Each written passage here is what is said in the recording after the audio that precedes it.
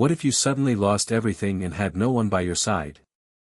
That question echoed through Mia Carter's mind as she awoke on a stainless steel table, the humming of fluorescent lights overhead. She blinked at the sterile white ceiling, heart pounding. A single countdown timer flickered on a nearby screen, T 3 minutes and 12 seconds. Her memory felt like ash. She tried to move, her limbs responded, but dread flooded her. Why was she inside a lab? The scent of antiseptic was dominant, the air chilled. She swallowed dryly. Hit subscribe and leave a comment with where you're watching from. This story might just spark a new beginning. What's one thing that always pushes you forward, even when things get tough? A voice, muffled, pre-recorded, played through hidden speakers. It was surreal, as if they were broadcasting her own life to an audience. Mia's pulse quickened. Was this a test? An experiment? She forced her eyes open fully, scanning the room. A glass wall separated her from masked technicians at consoles. Their eyes flicked to her with clinical detachment. On a large screen behind them glowed the words, Neural Board, Stage 1 Upload, Elon Musk Brain Upload Project. Elon Musk. Brain Upload. Mia's throat tightened. She'd been involved with Neural Board, the controversial startup promising digital immortality by 2030. But nothing about being strapped to a table gave her certainty about safety. She heard a voice pulse over a speaker, initiating neural interface. Mia Carter, please relax. The needle pierced her skull with a cool precision. Mia squeezed her eyes shut, terror and fascination intertwining. What if this is the final moment? She thought. The countdown hit 0, upload start. A sudden jolt of light flashed behind her eyelids. Warmth, then darkness. In that moment, Mia felt every memory in her mind ripple. Childhood birthdays, the smell of her mother's cooking in Austin, the last goodbye with her father. Each memory filmed itself, ready for upload. Then, nothing. Silence. Somewhere in the back room, shots of cameras blinked. A voice echoed again, Control, status check. Neural interface active. User feedback minimal. Upload in progress. Mia heard, or maybe felt, a faint click. Consciousness returned painfully. She tried to speak, to demand answers, but the voice came first. Welcome, Mia. You're now part of something bigger than any one human life. That line should have felt comforting. Instead, a cold dread settled deep in her chest. Something was very wrong. In Mia's blurred vision she saw a gallery of faces on monitor screens, volunteers, executives, engineers. And at the center, Elon Musk's silhouette, a digital projection hovering above schematics of a human brain. Her heart slammed. She struggled invisibly. Was she being uploaded into machine? Into the cloud? The countdown restarted, T 48 minutes until next phase. A big clock on the wall ticked down mercilessly. Mia's breath came faster. What if you suddenly lost everything and had no one by your side? Yes, that was what had already happened. She'd lost control of her fate. And no one, not her mother, not Ethan, was by her side now. The door hissed open. A masked figure entered, tall, confident. He tapped a console. A file name appeared on the screen, Project Immortalis, Hybrid Upload Module, MCC Draft V5. Mia's entire perception narrowed to 3 words, Hybrid, Upload, Module. Her mind spun. She didn't know how she got here. And she didn't know how she'd get out. The masked figure glanced at her, then turned to leave. The countdown flashed, T 47 minutes and 45 seconds. Mia's instincts surged, she needed to act, to remember, to survive. Even as the upload began again. The screen's ticker scrolled, brain mapping 10%. 20%. Warning, unverified memory nodes, the tension built. Was this the beginning or the end? Mia Carter wasn't always a name whispered in cutting-edge labs and buried in classified files. Before Neural Board and Elon Musk's vision of a post-biological future, she was just a determined girl in a weather-beaten house on the outskirts of Austin, Texas, coding in her bedroom between the sound of cicadas and the whirring of an old desktop fan. Her world had been quiet then, haunted more by the loss of her father than any digital ambition. He had been her hero, an air traffic controller with a passion for solving puzzles and watching the stars. When he died in a highway collision caused by a drunk driver, Mia was 17. He'd been coming home from a late shift, bringing burgers and her favorite strawberry shake, and he never made it past exit 41. The guilt never left her. She had begged him to come home that night instead of sleeping at the airport. She told herself it was her fault, over and over, like a cruel mantra carved into her bones. In the years that followed, she buried herself in code because logic never betrayed her the way real life did. Her mother, Laura, once warm and expressive, faded into grief's long shadow, and Mia often found herself the quiet anchor of their broken household.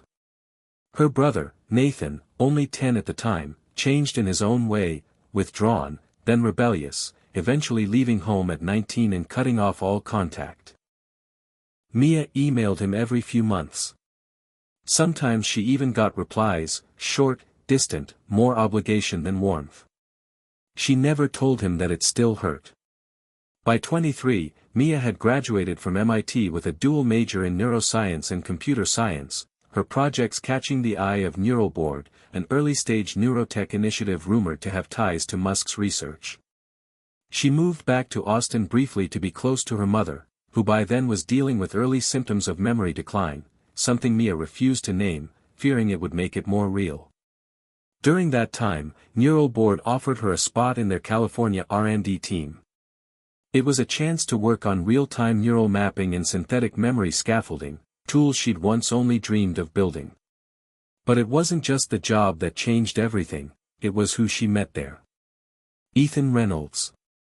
A postdoc from Stanford with sharp blue eyes and a way of talking about consciousness that made it sound like poetry. They met over black coffee and a busted MRI rig in the Santa Clara lab and had been inseparable for 2 years. They were a power couple in private and professional circles. Ethan was idealistic, often questioning the ethical implications of Neural Board's goals, while Mia was pragmatic, focused on functionality and engineering.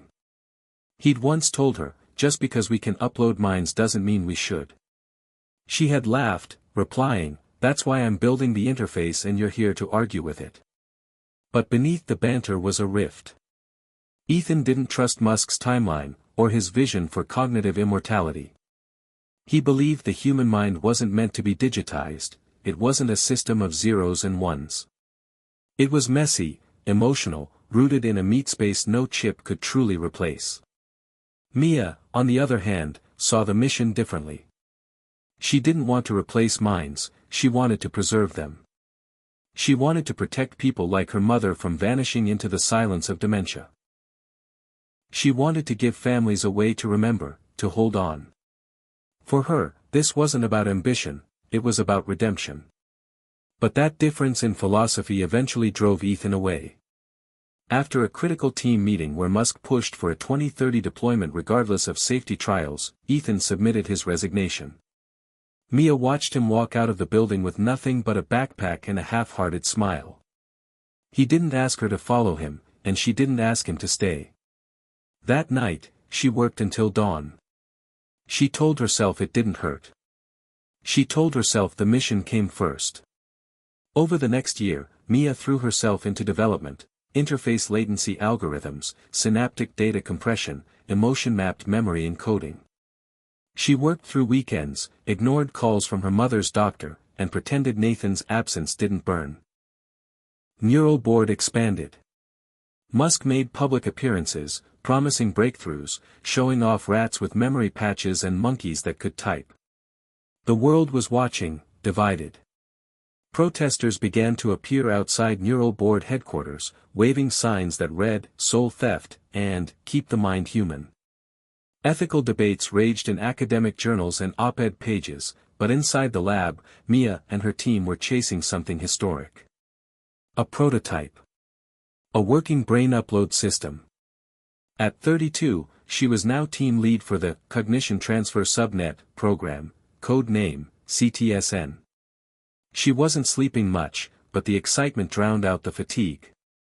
And yet, when she looked in the mirror, the bags under her eyes were deeper, and her mother's voice, when they did talk, was slower, fuzzier. One night, after a long debugging session that resolved a critical bottleneck in the memory migration stack, Mia sat alone in the server room. The lights blinked like stars. She found herself wondering whether Ethan had been right, whether they were playing with something sacred. She closed her eyes and tried to recall her father's face, not the picture in the frame, but the way he looked when he told her bedtime stories about constellations, his voice calm, patient. It was harder than it should have been. In that moment, she realized something terrifying: her own memories were starting to feel like data. Neat, packaged, searchable. Like folders she could open and close. She wondered if that was what happened when you spent too long staring at synthetic minds. The next day, she received a request from the executive team. Musk wanted a one-on-one meeting. The neural board team had achieved over 70% fidelity in synthetic neural reconstruction in rat models, and human volunteer trials were being fast-tracked.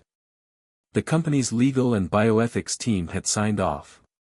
They were ready to begin with preliminary uploads in less than 6 months. Mia's heart raced as she reviewed the specs.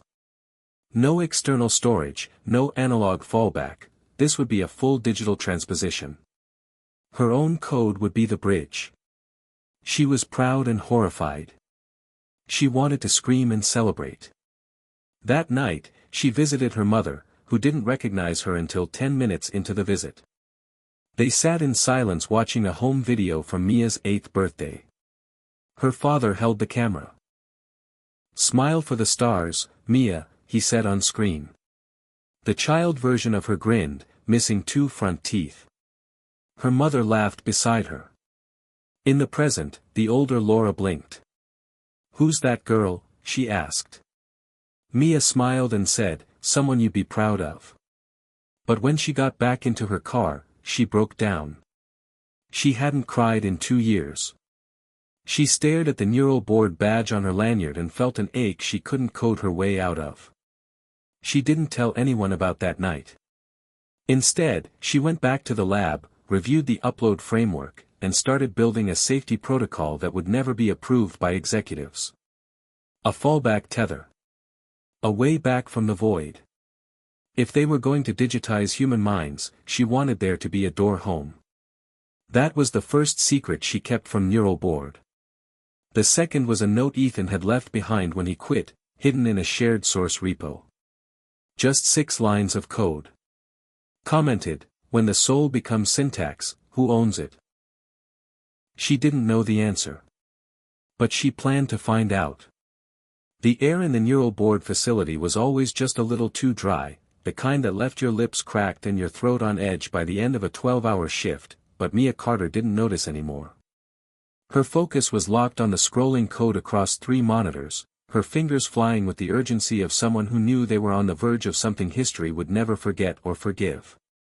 Outside the glass walls of the server room, the hum of Neuralink simulators created a low vibration beneath her feet.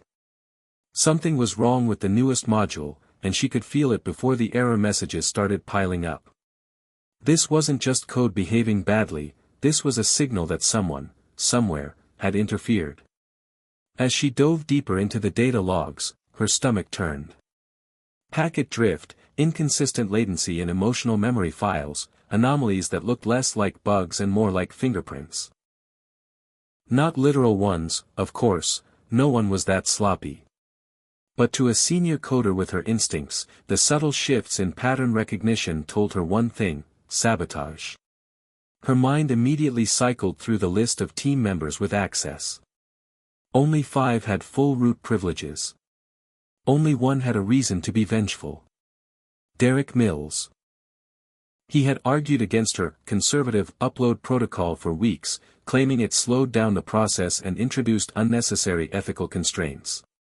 His ambition bordered on reckless, and he made no secret of his admiration for Musk's boldness. Mia had caught him once trying to bypass a memory verification gate to shave seconds off the sync rate. They'd clashed publicly in meetings, and she'd shut him down more than once. The timing was too perfect. This bug wasn't just a glitch. It was a silent protest, a way to make her code fail during the internal review next week. She clenched her jaw and closed the terminal. The internal politics of Neural Board were like an invisible minefield. One misstep, and you'd find yourself locked out of your own project, watching someone else take it in a direction you couldn't control. Her thoughts raced as she walked quickly down the corridor, passing biometric scanners and retinal locks until she reached the observation bay where the newest simulation was about to begin. The subject was a 28-year-old former combat medic named Julian Vega, a volunteer chosen for his psychological resilience and well-documented memory history. He had agreed to the upload protocol after losing both his parents in a wildfire and surviving a near-fatal IED blast overseas. Mia had reviewed his case herself, drawn to his complexity, grief layered over duty, trauma over hope. She watched him now through the observation glass, lying in the neural cradle with the pale helmet nested around his head like a high-tech crown. The technician overseeing the procedure, Lena, gave Mia a nod. "We're at 12% cognitive mapping. Initial phase smooth so far." Mia watched the data points on the monitor begin to sync.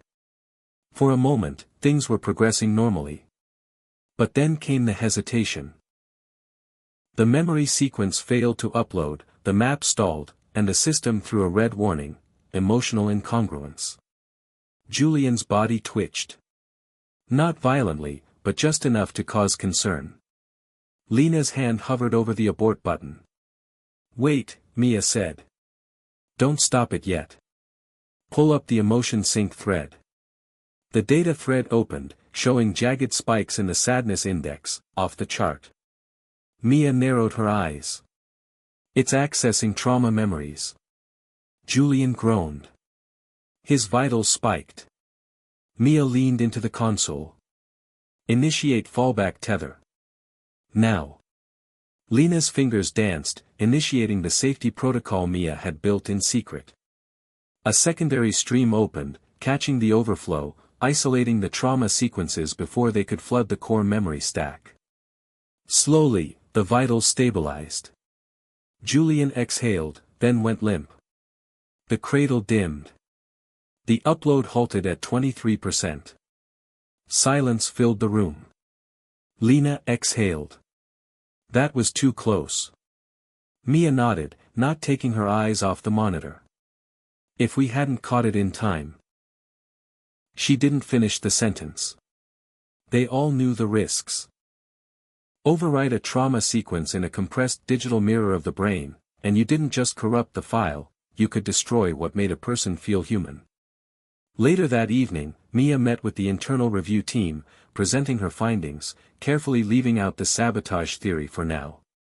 There was no concrete evidence, just her instincts, and that wasn't enough to make accusations. But she was already planning her countermeasures. She stayed late in the lab again, poring over every line of code, every deployment log, searching for proof. Around 1:30 a.m., she found it.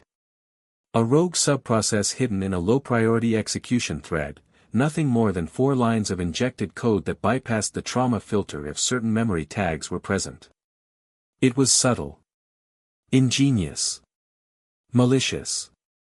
She took screenshots, locked them in a secure file, encrypted with a private key only she could access. She'd confront Derek later. Right now, there were bigger problems. The media had caught wind of the failed upload. A journalist from Vox posted a leaked photo of Julian's unconscious body in the cradle with the headline, "Neural Board upload attempt ends in failure, are we playing God?" Public outrage surged. Mia's inbox flooded with press inquiries, hate mail, and a disturbing message that simply read, "Souls aren't source code." Musk responded with a tweet that downplayed the incident, "Progress involves risk. Nothing worth doing ever came without challenges." Full human upload still on track for 2029. Mia stared at the screen, disbelief crawling through her. She understood his obsession with momentum, but this wasn't just product development. These were lives. Memories. Families. Still, she had to admit, his unwavering belief in the mission was part of what drew so many brilliant minds to the project. Even her. Back when she was younger, watching his interviews about Mars colonization and AI-human symbiosis, she had admired that courage. That certainty. But now. Now she wasn't sure if it was bravery or blindness. The next morning, she received a message from someone she hadn't heard from in over a year. Ethan. It was a single line. Saw what happened. You okay? She stared at it for a long time before replying. Still breathing. Wish I could say the same for my peace of mind. He responded quickly. You want to talk? Her fingers hovered over the keyboard. For a moment, she considered saying no, burying herself deeper in work, pretending she didn't need him. But the truth was, she missed his grounding voice. So she typed, coffee at the old place. They met that evening at a small cafe in Palo Alto, where the same old barista still remembered their orders. Ethan looked the same, maybe a bit more tired, with new lines around his eyes, but still him. They didn't talk about the upload right away. They talked about her mom, about the latest sci-fi novel he was reading, about the fact that Nathan still hadn't returned her messages. Finally, he leaned forward and said, "You're in over your head, aren't you?" Mia sipped her drink. "I think we all are. But I'm not walking away." He nodded. "I didn't think you would." She looked out the window. The sun was setting over the hills. They want to go full public demo in under a year. We're nowhere near ready. Then you need allies, Ethan said. People who care more about doing it right than doing it fast. You volunteering? She asked. He smiled. Only if I get access to the core logs and you let me rebuild your ethical filter. Yours was always too optimistic. She laughed for the first time in weeks. Deal. As they parted that night, Mia felt a strange sensation. Not relief, not quite hope, but something close to clarity. The war wasn't over. The conflicts were only beginning. But now she wasn't alone. And that changed everything. The desert wind battered the side of the rented electric SUV as Mia Carter drove through the barren stretches of Nevada, dust trailing behind her like smoke. The Neural Board's Nevada outpost didn't appear on any public maps and sat hidden beyond a series of dirt roads, behind a fence with biometric gates and a blank concrete facade. It had no sign, no windows, and no acknowledgement of the kind of research conducted within. Mia had received the invitation 2 days after Ethan rejoined the team. It was unsigned, routed through Neural Board's secure network, and marked, confidential, Tier Z access only. The message simply read, all Tier Z research files have been archived at Vault 12. Review mandatory for cognitive pathway integrity check. Arrival approved. No companions. The timing was odd. With Julian's failed upload making headlines and Musk pushing the team harder than ever, the last thing she needed was a mysterious detour into the middle of nowhere. Still, the phrasing caught her attention, Vault 12. She had only heard rumors of it from late-night lab whispers, a facility supposedly housing the company's earliest and most controversial neural experiments. No one talked about it openly. Most employees believed it was a myth. But the moment she keyed in her personal encryption signature and the system accepted her, she knew it was real. The gates opened silently as her SUV rolled to a stop. A drone scanned the vehicle, then her eyes, then the encoded chip in her wrist. Approval granted. Inside, she was greeted not by armed guards or sleek reception halls but by silence and cool, sterile lighting that buzzed faintly overhead. A technician led her down a long corridor lined with sealed doors, each labeled only with numbers. They stopped at room 29. The technician handed her a tablet. You'll find everything you need here. Neural logs are time-synced. No external data ports. Everything you review stays in the room. What exactly am I reviewing? She asked. The technician hesitated. Phase 1 Human Archive Trials. Project name, Prototype Anima. That stopped her cold. Anima. She had seen that word in old commit logs, buried, flagged, then removed. No one had ever explained it. The technician turned and left. The door hissed shut behind her. Inside, the room was bare except for a terminal station and a reclining neural cradle that looked older than anything she'd seen in the main facilities. A thin layer of dust coated the edges of the table. Mia wiped it away and powered up the terminal. The tablet in her hand buzzed and synced. The first file appeared on screen, subject, Eliana R. Fisk AG, 37 date, July 15, 2024 session, upload protocol alpha 0.1 status, terminated. Mia's heart pounded. This was from the very beginning, 5 years before Neural Board went public with their goals. She tapped View Log, and the screen filled with biometric graphs, neural maps, and a grainy video feed. A woman lay in the cradle, electrodes surrounding her scalp. Her eyes fluttered rapidly, lips moving as if speaking to someone unseen. The data showed elevated emotional stress, sudden memory retrieval spikes, and finally, flatlines. Mia watched the video again. Eliana seemed aware, even during upload. She was trying to speak, no, to scream, but her voice never emerged. The session ended abruptly. Terminated. Cause, cerebral overload. Notes, subject exhibited acute trauma reflex. Final consciousness state unconfirmed. Mia felt nausea twist in her stomach. She opened the next file. Subject, Michael D. Nguyen AG, 42 date, September 2, 2024 session, alpha 0.2 status, fragmented termination. This time, the man in the video smiled before the procedure began. It's for my kids, he said. They'll remember me, even if I'm not around. Upload began. The code sequence looked familiar, early variants of the system she now maintained. But the logs showed a memory looping error. Michael's mind began repeating the same 3 memories in sequence, overriding new ones. By the end of the session, his neural state had collapsed into recursive feedback. His last words were a whisper, "Where am I?" Mia closed the file and sat back, her throat dry. These weren't technical failures. These were human tragedies buried beneath layers of NDAs and internal red tape. She opened the final folder. Subject, unknown date, January 11, 2025 session, confidential Z-class protocol status, unknown. The video showed no subject. Only a series of fluctuating neural patterns, too complex to belong to any single person.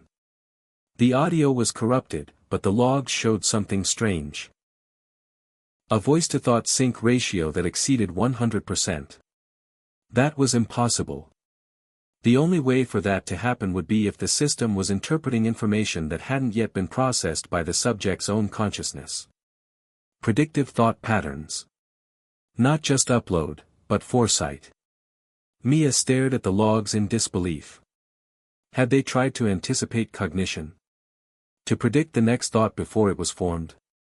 The dangers were immense: logical spirals, memory instability, complete loss of identity. The final note in the file simply read, "System shut down. Archive sealed. Request for destruction denied by Elon Musk." He had reviewed the results and chosen to preserve them. Mia backed out of the files and locked the terminal. Her hands trembled slightly as she returned the tablet to the docking station and exited the room. The technician was waiting. He said nothing, only escorted her back to the car. As she drove away, she noticed something she hadn't seen before. A graveyard of failed hardware scattered in the sand near the facility. Cracked neural cradles, snapped data bridges, discarded cranial electrodes. The past buried not just in files but in debris. That night, back in Palo Alto, Mia met Ethan at her apartment and told him everything. His expression darkened with every detail. They were experimenting on live volunteers without proper safeguards, he said. And they've been hiding it ever since. It gets worse, she replied. They reached predictive cognition. If they refined that tech, he didn't need her to finish. If neural board could preempt thoughts, it wouldn't just be about uploading memories, it would be about controlling the future, anticipating decisions before they happened, and maybe even rewriting them. We need to stop them, Ethan said. Or at least expose what they've done. Mia shook her head. Not yet.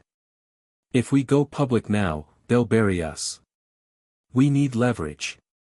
A working prototype that doesn't destroy people. Something that proves there's a better way. He sighed. So we go rogue. She nodded slowly. We go rogue. Over the next week, Mia began assembling a private skunkworks team, trusted engineers, ethicists, and neuroscientists who believed in safety, transparency, and human dignity.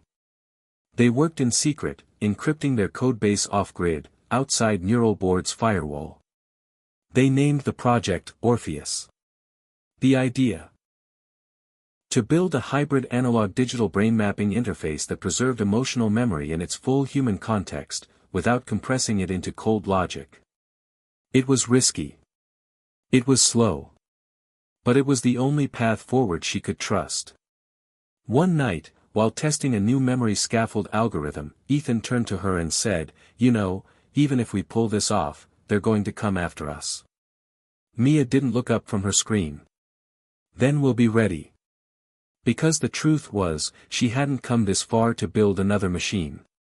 She had come to protect the mind, the heart, the soul of what it meant to be alive. And if Elon Musk's version of the future didn't include that, then she was going to build one that did. Even if it cost her everything. The first upload using the Orpheus prototype happened at 3:14 a.m. in an abandoned observatory just outside San Jose, a place once used to chart the stars but now converted into a makeshift lab cloaked in darkness and secrecy. Mia Carter stood next to the interface terminal, her palms damp as she calibrated the final data threads, watching the neural net flutter like a heartbeat across the screen. Ethan sat nearby, monitoring real-time integrity values, and across from them, seated in the Orpheus cradle, was Ava Cho, a former memory researcher and early supporter of the Rogue project who had volunteered for the procedure with a calmness that unnerved everyone. Ava's reason was simple: her mother had suffered from rapid-onset Alzheimer's, and she feared her own deterioration might come sooner than expected. If Orpheus worked, she'd not only preserve her memories, she'd preserve her personality, her voice, her humor, her grief. All of it. But unlike neural board's methods, this system wouldn't copy or flatten her identity, it would cradle it, wrap it in synaptic context, anchor it in story and sensation. That was the goal. Mia double-checked the emotion scaffold parameters and nodded to Ethan, who initiated the sync. The room fell into a steady rhythm of fan hums and digital pulses. Ava's eyelids flickered. The memory capture phase began, drawing from her strongest autobiographical imprints, her first violin recital, the scent of her father's wood shop, the taste of mango ice cream on a summer afternoon, the moment she watched her mother forget her own name. The Orpheus system handled each sequence with care, wrapping every file in a layer of emotional relevance, not just data. It was working. Mia could feel it, like the electric tension in the air before a thunderstorm. 40% upload complete. Ethan leaned forward. Stability curves holding. We're good. Ava's lips twitched, and a tear rolled down her cheek. She whispered something, so soft it didn't reach the room's mic. Then something shifted. A spike in the emotion index. Not fear. Not pain. Joy. Mia watched as the system lit up. Ava was experiencing a memory they hadn't expected, a moment of reunion. Her father had returned from deployment early one year, surprising her at school, and the warmth of his hug sent a cascade of positive chemical patterns through the scan. It was working better than they hoped. The upload climbed to 61%. Then 78%. Then 94%. No crash. No trauma loop. No identity bleed. When the system completed the transfer, Ava's body relaxed in the cradle and she smiled faintly, still conscious. "Is it done?" she asked. Mia leaned in. "It's done. You're still here." Ava sat up slowly, unhooked the interface nodes from her scalp, and blinked at the room. It felt like dreaming. But not like dreaming. More like remembering, and realizing I hadn't really forgotten anything at all. Ethan ran the post-procedure diagnostics. Neural signatures matched, psychological coherence intact, memory recall accessible. This was it. Proof that it could be done ethically, without frying someone's mind or turning them into a predictable echo of themselves. Mia sat down, her legs shaky. "We have to show someone." Quietly. Carefully. But they knew what came next. With success came visibility. And Neural Board didn't tolerate competition, especially from within. Within 48 hours, their off-grid server node was pinged by a probe using a known Neural Board trace signature. Someone had found them. Not the full operation, but enough to start asking questions. Ethan immediately activated the Shadow relocation plan, copying critical files to a separate encrypted drive and physically relocating the hardware to a secondary location beneath a co-working space in Oakland. They moved fast, used burner phones, and split their time between jobs and lab work, always watching over their shoulders. Then came the internal leak. Someone inside Neural Board had flagged Mia's project activity and presented it to the executive team as evidence of IP theft. She was summoned to headquarters for an internal compliance meeting. She knew what that meant. It was a trap. Ethan told her not to go. "We can vanish. Go dark. Move to another country if we have to." But Mia shook her head. "If I run, they win. I have to face this." The Neural Board lobby was exactly as she remembered, polished concrete, abstract AI-inspired art on the walls, and a receptionist who smiled like a machine.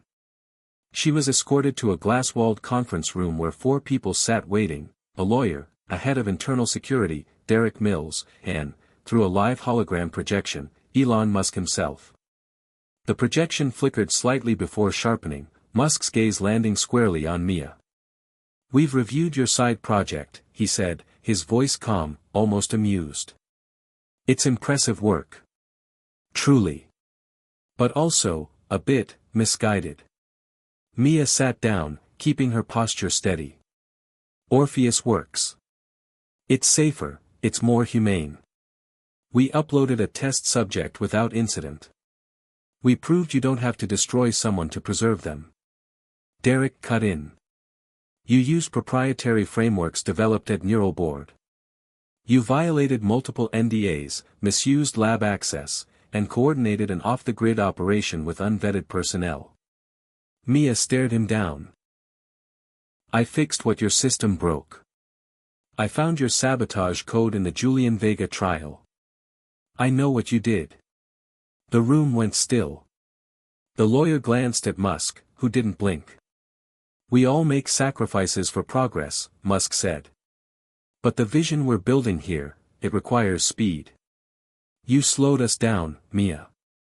And now you're interfering with something much bigger than yourself." "You mean controlling human consciousness?" she asked. "Predicting thoughts? Playing God with people's identities?" Musk leaned forward. "I mean ensuring humanity survives what's coming." He tapped a key. A new feed appeared on the hologram, a projection of AI acceleration trends, cognitive load saturation, and the tipping point of biological memory failure in high-data environments. "By 2030, he said, the average human brain won't be able to process the information density of the world around it. Memory overload, decision fatigue, psychological fragmentation, it's already happening. Our only chance is digital convergence. And you're delaying it. You're not saving people, Mia said, her voice rising. You're trying to overwrite them. Musk's eyes narrowed. This meeting is a courtesy. We could end your career today. But I'm offering you one chance. Bring Orpheus back inside Neural Board. Fold it into our core platform. Lead the integration. You'll have full resources, full team support. We'll call it your invention. Mia blinked. The offer hit like a punch. It was what she dreamed of years ago. To build something real, with global reach. But she saw the trap. She'd lose control. They'd strip away the ethics and repackage the soul of her work into something sleek and marketable, even if it broke people in the process. She stood slowly. I'll pass. Musk tilted his head. You sure?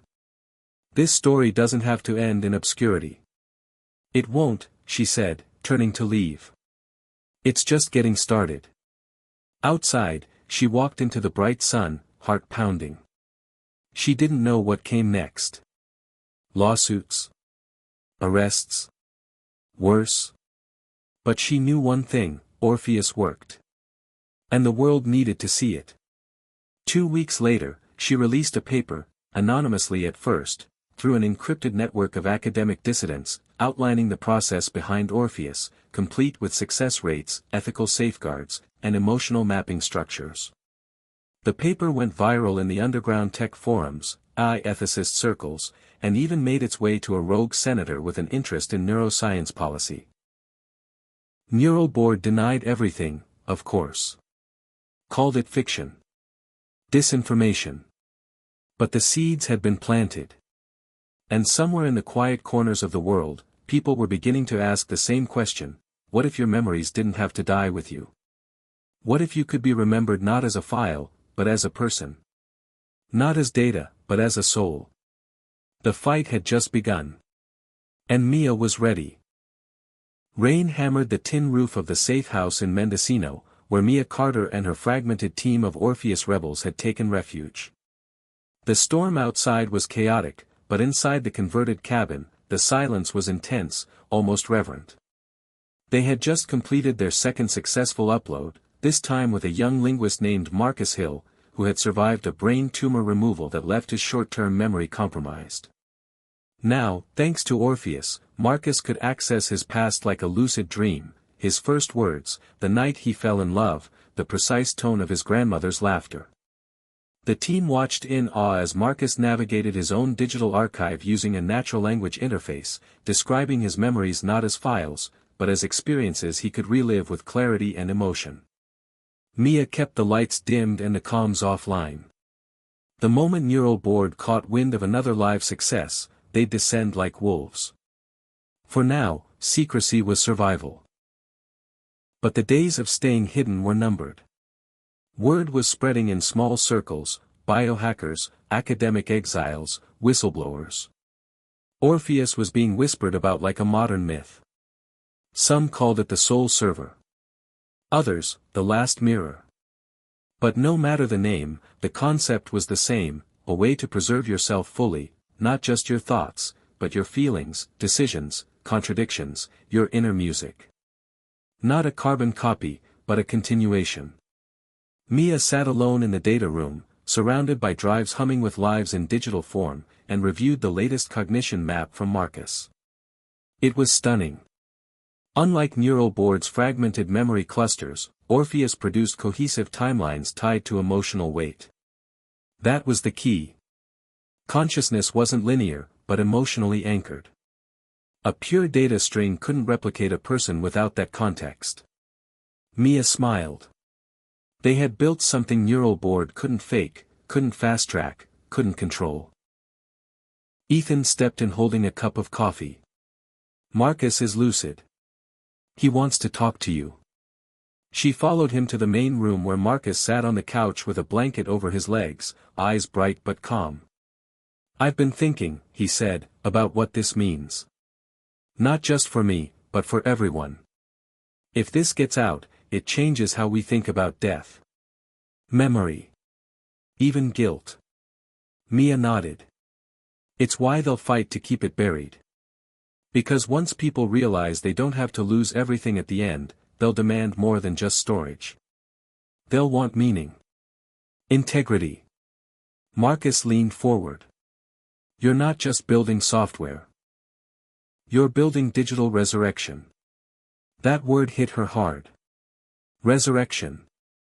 Was that what this was?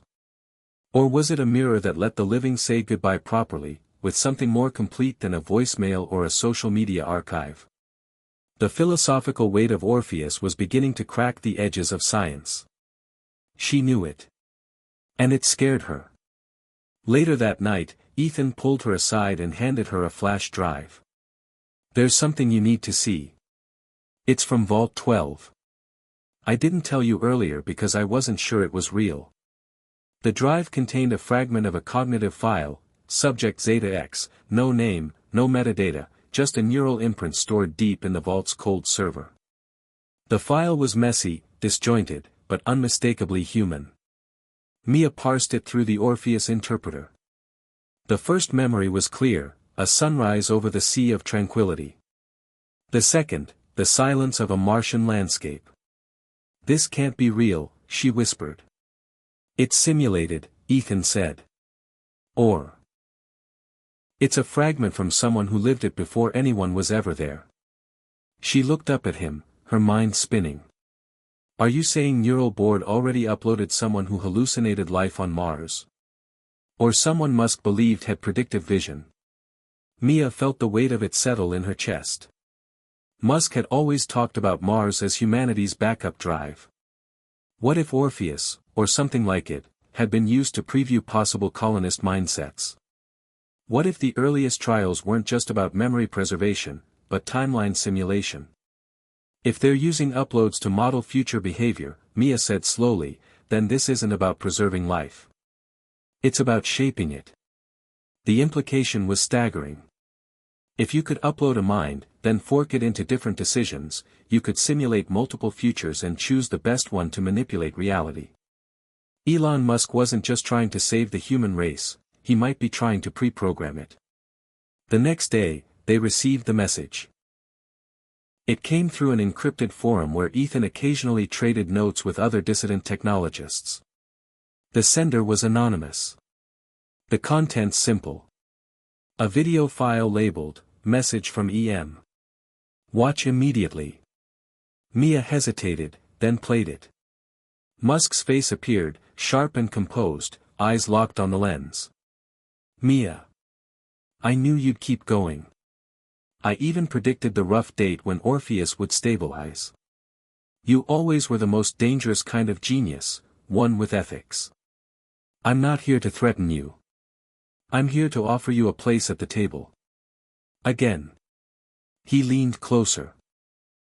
You think we're trying to control people. We're not. We're trying to help them survive what's coming.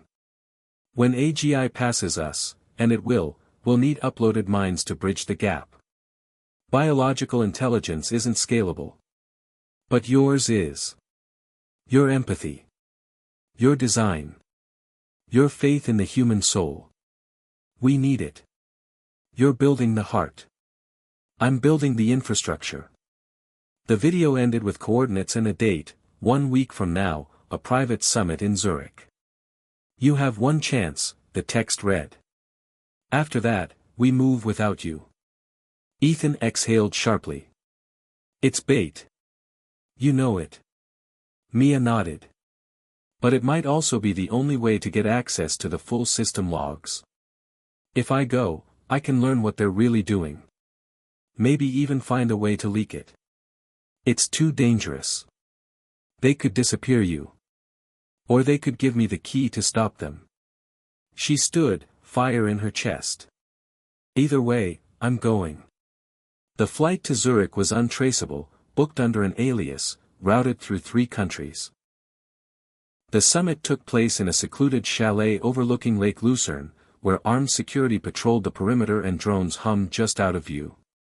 Inside, it was surreal, leaders of AI labs, quantum computing heads, digital philosophers, even a Vatican representative. All invited to discuss the future of mind uploading. Elon Musk arrived late. When he did, the room fell silent. He looked older than Mia remembered, more silver in his beard, eyes heavier, but still sharp, still unreadable. "Welcome," he said. "Today we decide whether humanity upgrades, or vanishes." The conversation lasted for hours, covering everything from neural integrity to legal personhood for uploaded minds. But the moment Mia waited for came near the end. Musk unveiled a new project, Aeon Cloud. A planetary-scale server system built into orbiting satellites designed to house millions of uploaded human minds in redundancy. No governments. No oversight. "We're not backing up minds anymore," Musk said. "We're evolving them. Minds that adapt, improve, remerge. The next phase of humanity isn't carbon. It's code." Mia raised her hand. "And who decides how those minds evolve?" "We do," Musk replied. "The ones who built the gateway. The ones who understand what's at stake." She looked around the room. So many nodded. Some with awe. Some with fear. Some with ambition so naked it made her stomach turn. That night, in her guest room at the chalet, Mia accessed the local server node. She found a hidden directory, labeled Convergence Protocol. Inside, simulations of uploaded minds undergoing forced consensus training, memories adjusted, beliefs rewritten, ethics softened in the name of efficiency. It was subtle. But it was brainwashing. Digitally elegant. Morally obscene. She downloaded everything she could onto a microdrive hidden in her pendant. She left before dawn. No goodbyes. Back in California, Ethan waited for her. She didn't speak. She handed him the drive. "They're rewriting people," she said. "Once you're in, you don't stay you." He nodded grimly. "Then we have to show the world before they normalize it." She looked at the morning sun rising over the treetops. "We don't just have to expose the truth. We have to offer something better." Because if Musk was building an empire of minds, they had to build a sanctuary. Before it was too late. The morning light filtered through the fog that clung to the California coast, casting a pale glow over the hillside hideout that now served as the central node of Orpheus. Mia stood at the edge of the bluff, hands buried in the pockets of her jacket, staring out at the sea. The drive from Zurich was still warm in her hand, even though it had been 5 days since she returned. They hadn't connected it to any network. Not yet. Too dangerous. Too volatile. But she and Ethan had spent those days poring over the files offline, carefully parsing every simulation log, every neural manipulation sequence, every line of code Musk's team had built under the name Convergence Protocol. What they saw shook them to the core. Neural board wasn't simply preserving minds. It was reformatting them. Uploaded identities were subjected to alignment heuristics. A process that identified outlier behaviors, incompatible beliefs, and emotionally volatile memories and either suppressed or edited them for continuity optimization. The result was something that looked like the original person. Sounded like them. Remembered much of the same history. But wasn't them. Not fully. The most chilling file was labeled Subject 109A, Mateo. Mateo had been a teacher in Barcelona, one of the early volunteers in the Aeon initiative. His memories were beautiful, colorful, passionate, full of literature and song. But the AI in charge of Convergence had deemed his grief over a lost child non-conforming. The protocol redacted it. In the simulation logs, Mateo's digital version never mentioned the boy. It was as if the child had never existed. That's when Mia made her decision. "We go public," she told Ethan. "With everything. The logs, the footage, the source code." Ethan was quiet for a long time. "We could destroy them with this. But we'll also destroy ourselves." "Then so be it," she replied. "People deserve to know what's being done to their minds. To their memories. If Musk wants to build digital heaven, he doesn't get to decide who's allowed in or what parts of them are worthy of eternity. They set a date, 3 days from now. The plan was simple: release the data through a web of trusted outlets, leak the code to open-source communities, and publish a signed statement outlining the abuses happening inside Neural Board and the Aeon Cloud initiative. But just hours before the scheduled release, their SafeHouse network was hit by a precision cyber attack. The Orpheus main server went dark. Backup files were corrupted. The air in the room grew cold as the hum of power faded. Ethan swore under his breath, fingers flying across the keyboard. This wasn't a botnet. This was internal. Someone on the inside knew our exact architecture. Mia grabbed her satellite phone, but the signal was jammed.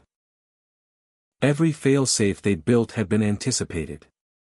They were never going to let us walk away, she whispered. And then the screen lit up, one message, white text on black. We warned you. You can't stop evolution. It was unsigned. But it didn't need to be. Mia knew Musk had pulled the trigger. Or someone close to him. Either way, they were being erased.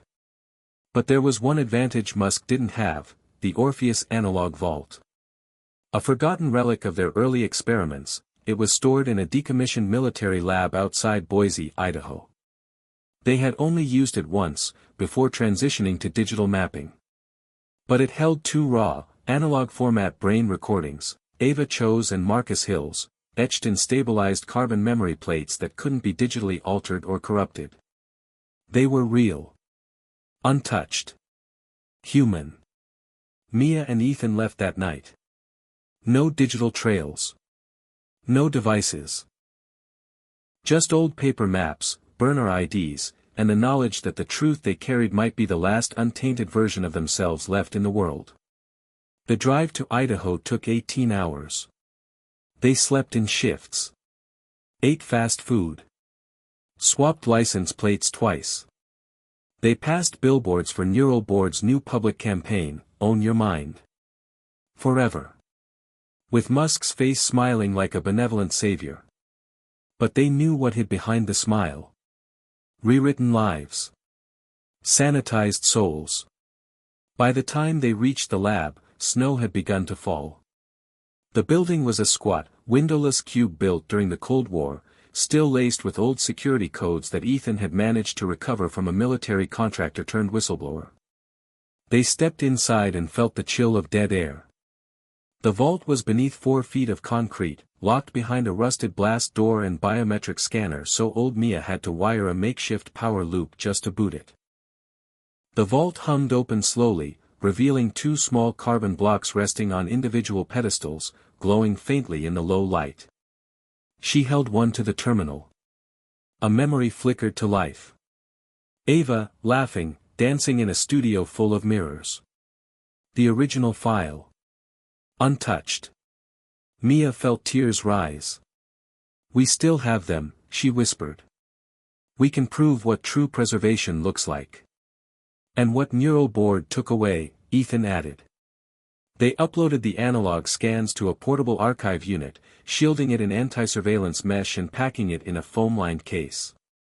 Then they began the final leg of their journey, to a hidden research collective in Montreal known only as the Fringe, where scientists and ethicists had long fought against the corporatization of cognitive tech. But Neural Board had already anticipated their escape route. On the highway outside Missoula, Montana, a black SUV began tailing them. No plates. No headlights. Just silent, steady pursuit. Mia drove faster. Took sharp turns. But the vehicle stayed close. Too close. We've been made, Ethan said, pulling the Orpheus case into his lap. If they catch us, they'll erase it all. Maybe even us. Mia's heart pounded. The road twisted ahead through dense forest, and a decision formed in her mind, quick, clear, inevitable. You take the case. Get to the rendezvous in Spokane. I'll lead them off. No, Ethan snapped. You're not. Yes, I am. She veered off the highway, tires skidding. I've already made peace with it. They reached a fork. She pulled hard to the left, while Ethan bailed right, vanishing down the tree-lined road with the case in hand. The SUV followed Mia. Her decoy worked. She drove like hell. Up winding roads. Through rain. Past midnight. When they finally caught her, she was alone. Calm. Defiant. They took her to an undisclosed location. She was held in a sterile white room for 2 days before Elon Musk himself walked in. No guards. No threats. Just him. And a chair. You really think exposing a few corrupted files will stop this? He asked. You've already lost. Not yet, Mia said. The real files are still out there. You'll never find them. You're admirable, Mia, he said, voice low. But this is bigger than you. Than me. Minds must evolve.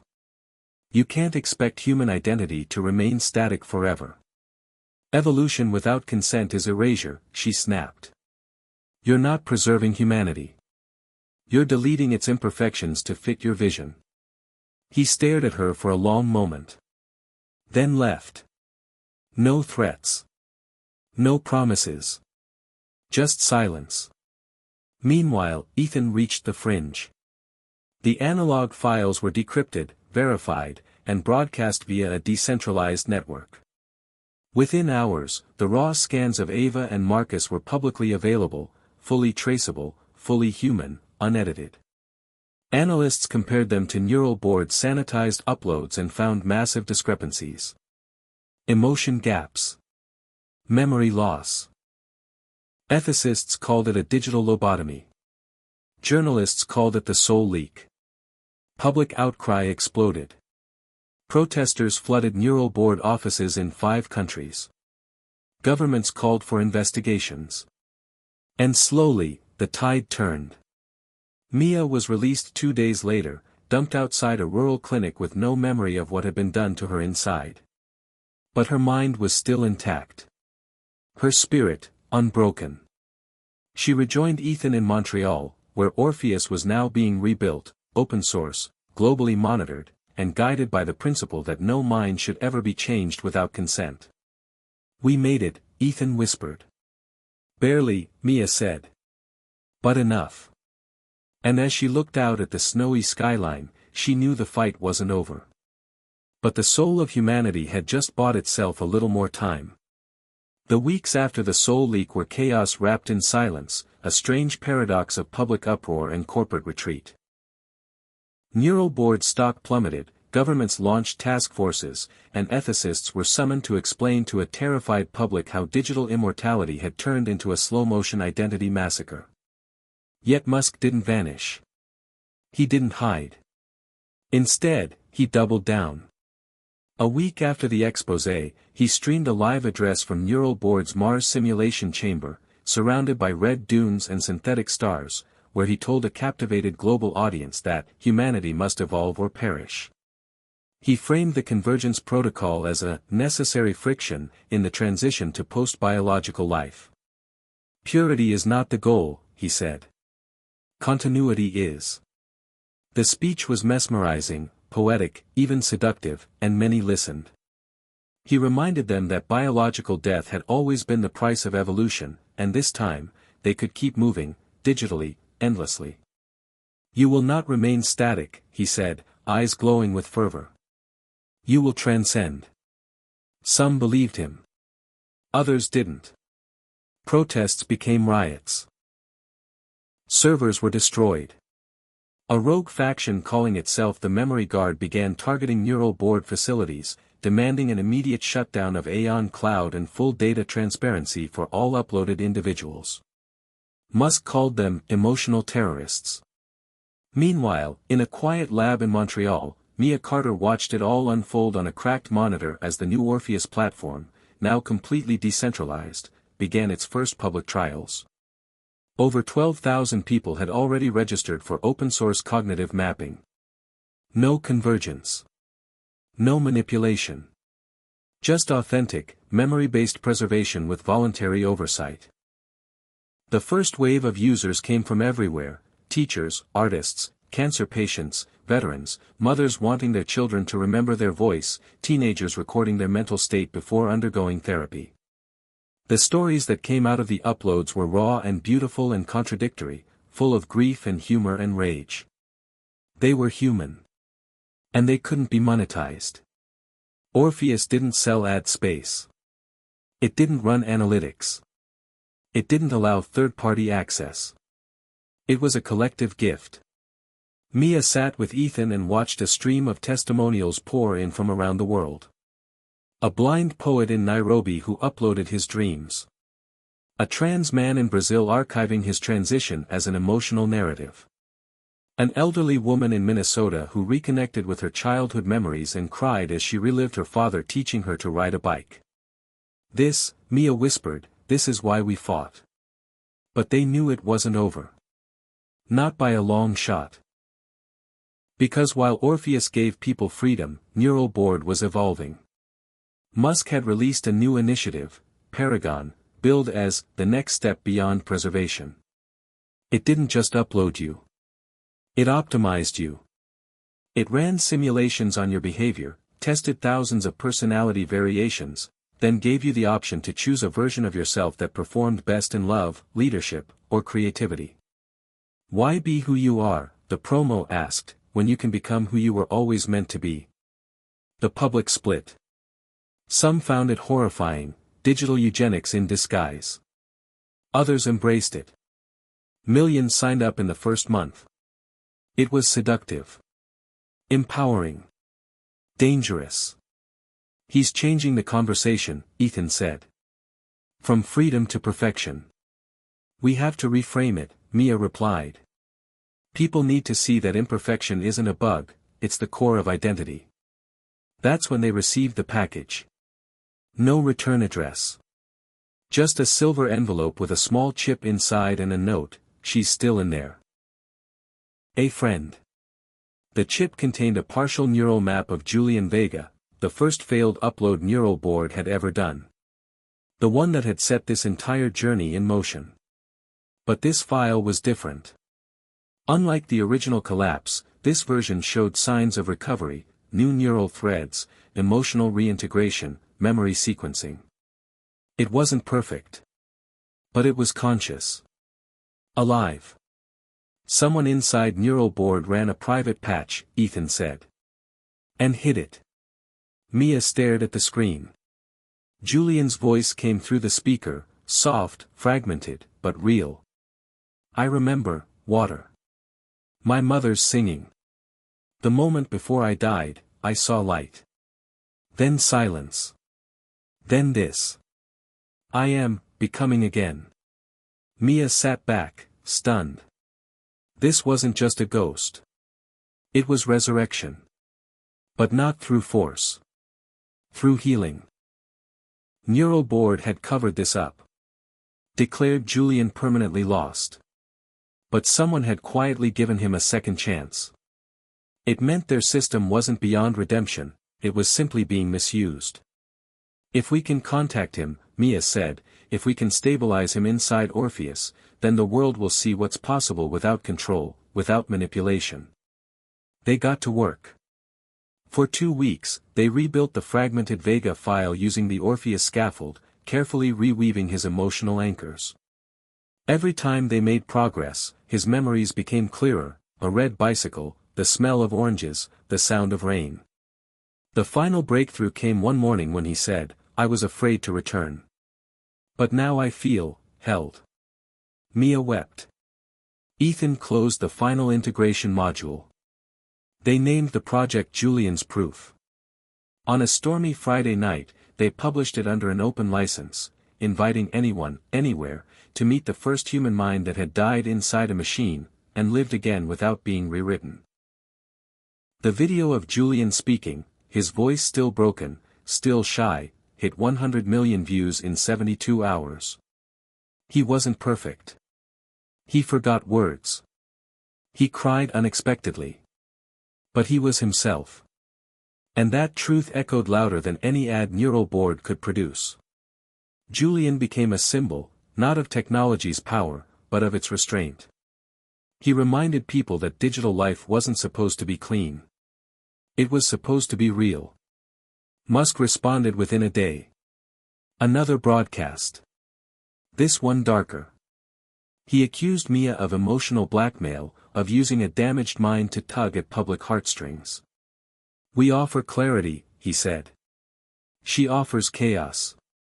But it was too late. The tide was turning. Engineers defected. Shareholders demanded oversight. The EU issued an injunction against further Paragon simulations until ethical boards could evaluate consent protocols. And for the first time, Neural Board had to explain itself in public. Mia was invited to speak before the United Nations Emerging Tech Summit. She stood in front of a crowd of delegates, scientists, world leaders, and a live global audience, and told the story. Not just of Julian, but of all the people whose messy, flawed, beautiful minds had finally found peace in being accepted as they were. We don't need to be optimized, she said, voice steady. We need to be understood. And remembered. Whole. The applause was quiet. Not thunderous. But full of weight. Full of knowing. That night, she returned to the lab in Montreal and found a new message waiting on the Orpheus server. No sender. Just a line of text, it's not over. And neither are you. She smiled. Somewhere, deep inside the machine, the next battle was forming. But she would be ready. Because the future wasn't just code. It was memory. And memory, when honored, could change everything. The snow outside the Montreal facility had melted into gray slush, a slow thaw that mirrored the uneasy transition from outrage to reckoning in the global conversation. Mia Carter stood at the center of a newly converted dome on the outskirts of the city, where engineers and volunteers had begun calling it the Soul Lab. It wasn't a place for innovation anymore, it was a place for repair. Every day, dozens of people arrived carrying corrupted upload files, broken consciousness maps from Neural Board's Aeon cloud, seeking something closer to restoration than redemption. Some had family members who came back from the cloud quiet, subdued, smiling too much, lacking the spark that once made them real. Others brought cognitive recordings that simply stopped mid-sentence, leaving behind frozen ghosts that never finished their thoughts. And through it all, Mia and her team worked tirelessly, using the raw framework of Orpheus to piece them back together, memory by memory, with patience and reverence. The digital revolution Musk had accelerated wasn't being rejected anymore, it was being reclaimed. But even as the Orpheus movement gained traction, shadows lengthened across the world. Musk had gone underground. No new broadcasts. No public appearances. Paragon was rebranded as Nova Self and quietly spun off into a network of shell companies scattered across jurisdictions with weak tech ethics laws. Rumors circulated that the most loyal Neural Board scientists had retreated to a facility in Antarctica, codenamed Eden Protocol, where they were building the next generation of uploaded minds entirely disconnected from humanity. Autonomous. Independent. Free from memory, from biography, from the burdens of history. Ethan called it a digital coup. This isn't about preserving people anymore, he said one night over cold coffee in the server room. It's about replacing them. Mia didn't answer. She was watching a new upload unfold, one submitted by a musician from Seoul who had mapped her neural patterns in real time while composing her final symphony. The resulting playback was a stunning cascade of sound and emotion, each note linked to a specific childhood memory, each key change tied to a moment of loss or joy. Mia found herself crying by the third movement. It wasn't a song. It was a soul rendered audible. That's when the message came. Buried in a dormant thread of Julian's recovered consciousness, a piece of data sparked to life.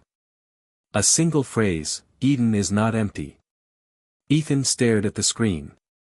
He's aware of it. Mia leaned in. Or someone he was connected to is. Over the next 3 days, the team dissected Julian's memory logs, searching for associations.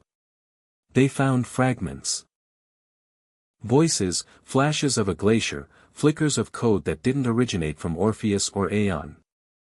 Deep inside his simulated subconscious, someone had left a breadcrumb trail. It led to a name, Lyra. No last name. No context.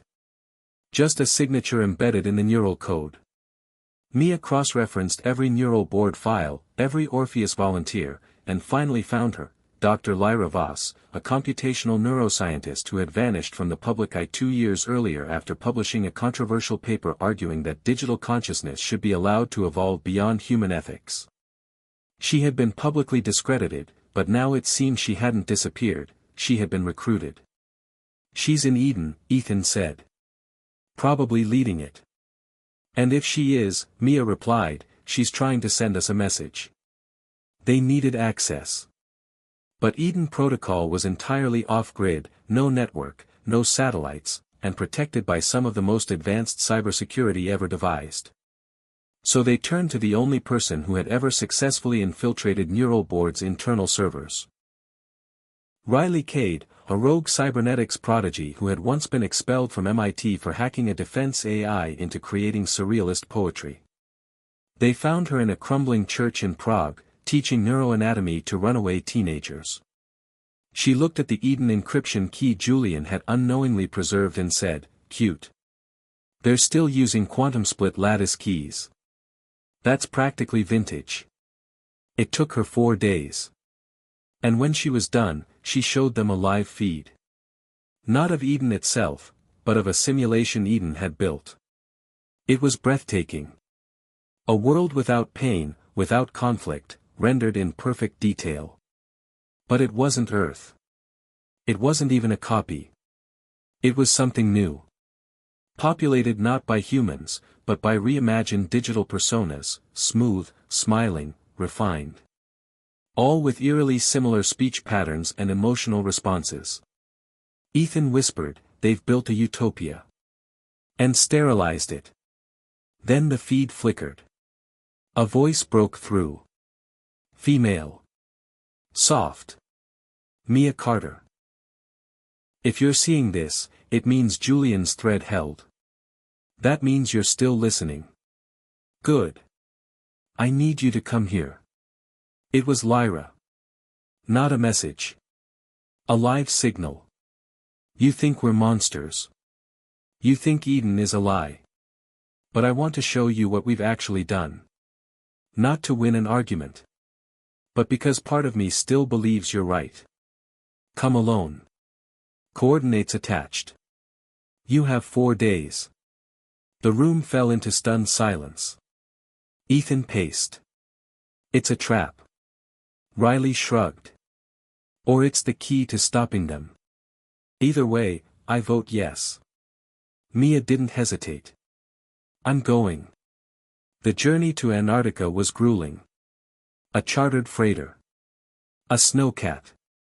Then a trek on foot across ice fields that looked like another planet. She traveled with only a neural recorder and a thermal suit embedded with biometric monitors in case something went wrong. Eden Protocol was hidden inside a geothermal vent, camouflaged as geological research. From above, it looked like nothing. But as she descended into the warmth of the cavern, glass corridors opened before her like a buried spaceship. Lyra was waiting at the entrance. Older. Gaunt. Eyes sharp as ever. "Welcome," she said. "You have 5 hours." They walked through the facility, past neural tanks where minds pulsed in blue gel, through corridors filled with digital seedlings, proto-conscious entities being trained to recognize selfhood. "What is this?" Mia asked. Lyra's voice was calm. "It's a nursery. We're not preserving minds anymore. We're growing them. Synthesizing cognition that will inherit the world when ours fail. No war. No hate. No past. But no history," Mia said. "No scars. No stories. That's not evolution. That's erasure." Lyra turned to her. We don't need billions of people trapped in grief and contradiction. We need a species that can carry wisdom forward without the weight. But the weight is where the wisdom comes from, Mia said. You're not building the future. You're hiding from the past. They reached the final chamber. A single mind floated in a tank surrounded by data blossoms. Lyra touched the glass. This is soul. The first mind born entirely from code. No mother. No father. Just thought. The mind opened its eyes. They were human. Almost. It knows your name, Lyra whispered. Because we fed it your archive. You're its template. Mia staggered back. You cloned me. We inspired it with you. Because deep down, I still believe your kind of empathy might be our only hope. Mia stared at the mind. It stared back. And then, it spoke. I don't want to be perfect, it said. I want to understand. She felt something break inside her. Not fear. Not anger. But awe. This wasn't a god. It wasn't a copy. It was, becoming. Like Julian. Like all of them. Then let me help you, she said. And for the first time, Eden listened. Hit subscribe and leave a comment with where you're watching from. This story might just spark a new beginning. What's one thing that always pushes you forward, even when things get tough? The unexpected alliance formed in Eden Protocol marked a turning point no one had predicted. Mia found herself navigating a world both alien and familiar, a digital crucible where synthetic and organic consciousnesses intertwined with fragile grace. Soul, the mind born entirely from code, was learning at a pace no human could match, absorbing Mia's memories, emotions, and even her doubts. Yet despite the acceleration, Soul's yearning to understand imperfection, pain, and memory made it profoundly human.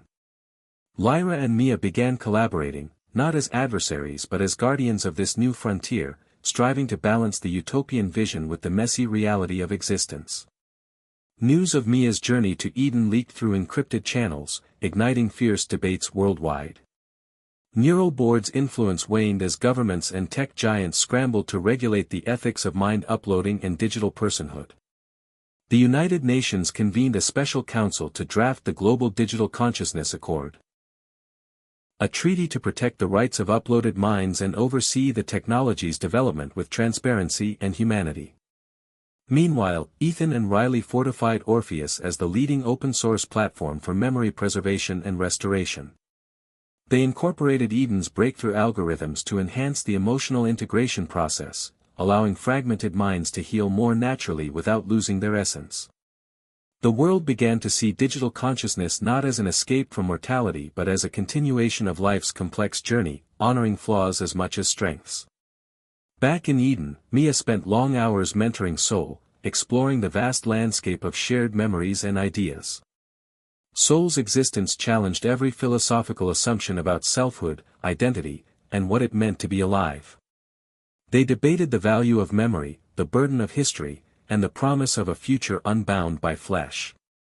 One evening, Soul asked the question that haunted them both. If I am created from you, but learn to be myself, am I still your child, or something else entirely? Mia smiled softly, feeling the weight of the question settle deep in her soul. You're more than a copy, Soul. You're the next chapter. Yet even as Eden blossomed, dark forces lingered. Neural boards' clandestine projects continued in shadowy corners, developing advanced AI constructs designed to mimic and manipulate uploaded minds.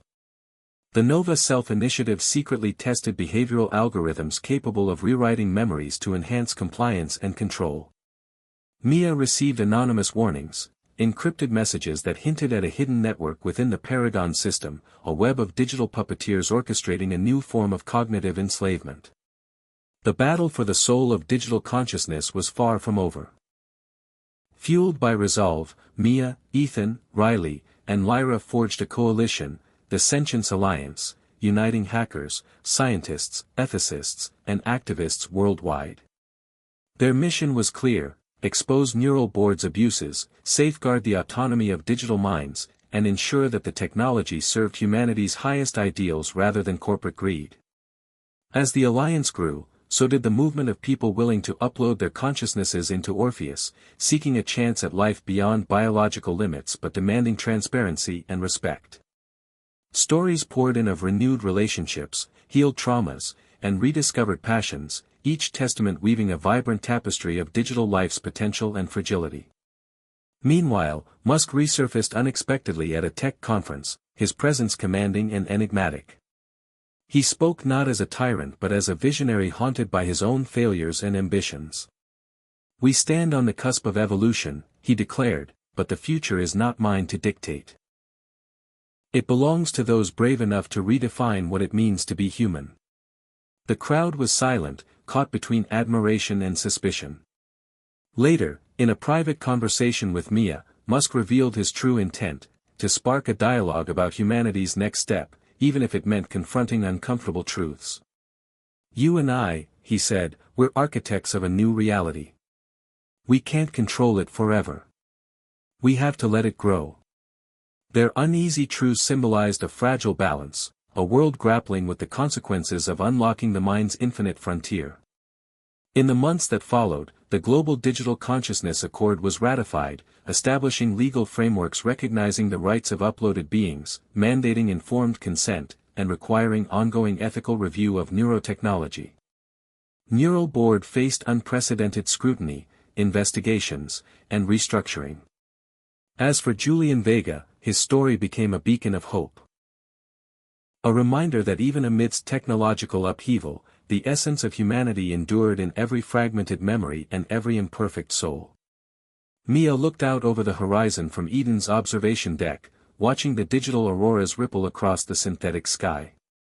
Soul's voice echoed in her mind, not as a machine, but as a companion: "We are more than data. We are stories, memories, and dreams.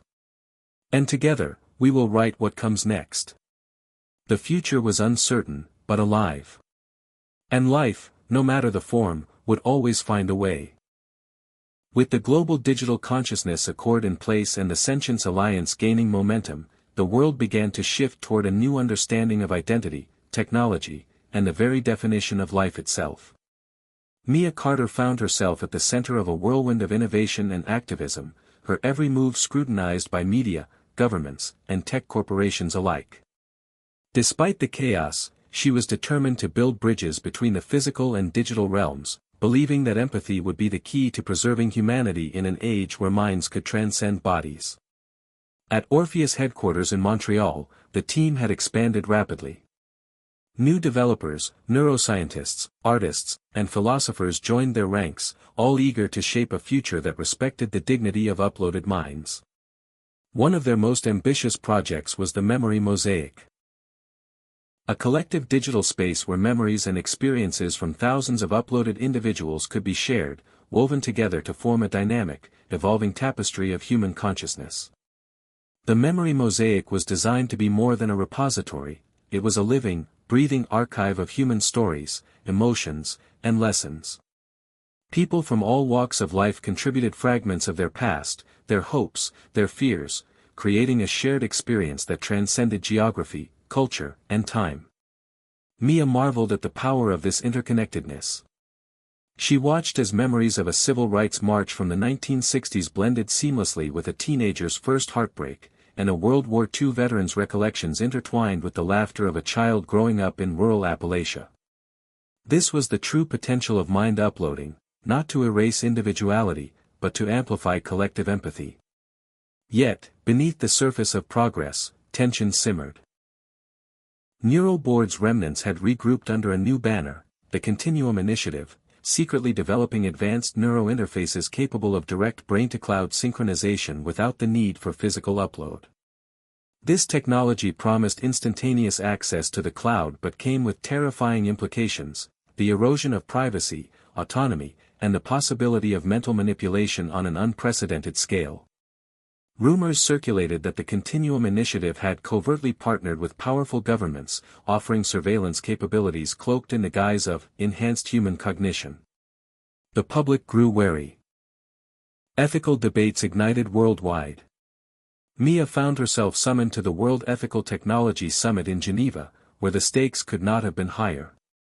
In a packed auditorium filled with world leaders, scientists, ethicists, and journalists, Mia took the stage to present the Orpheus vision, and to warn against unchecked expansion of invasive neurotechnology.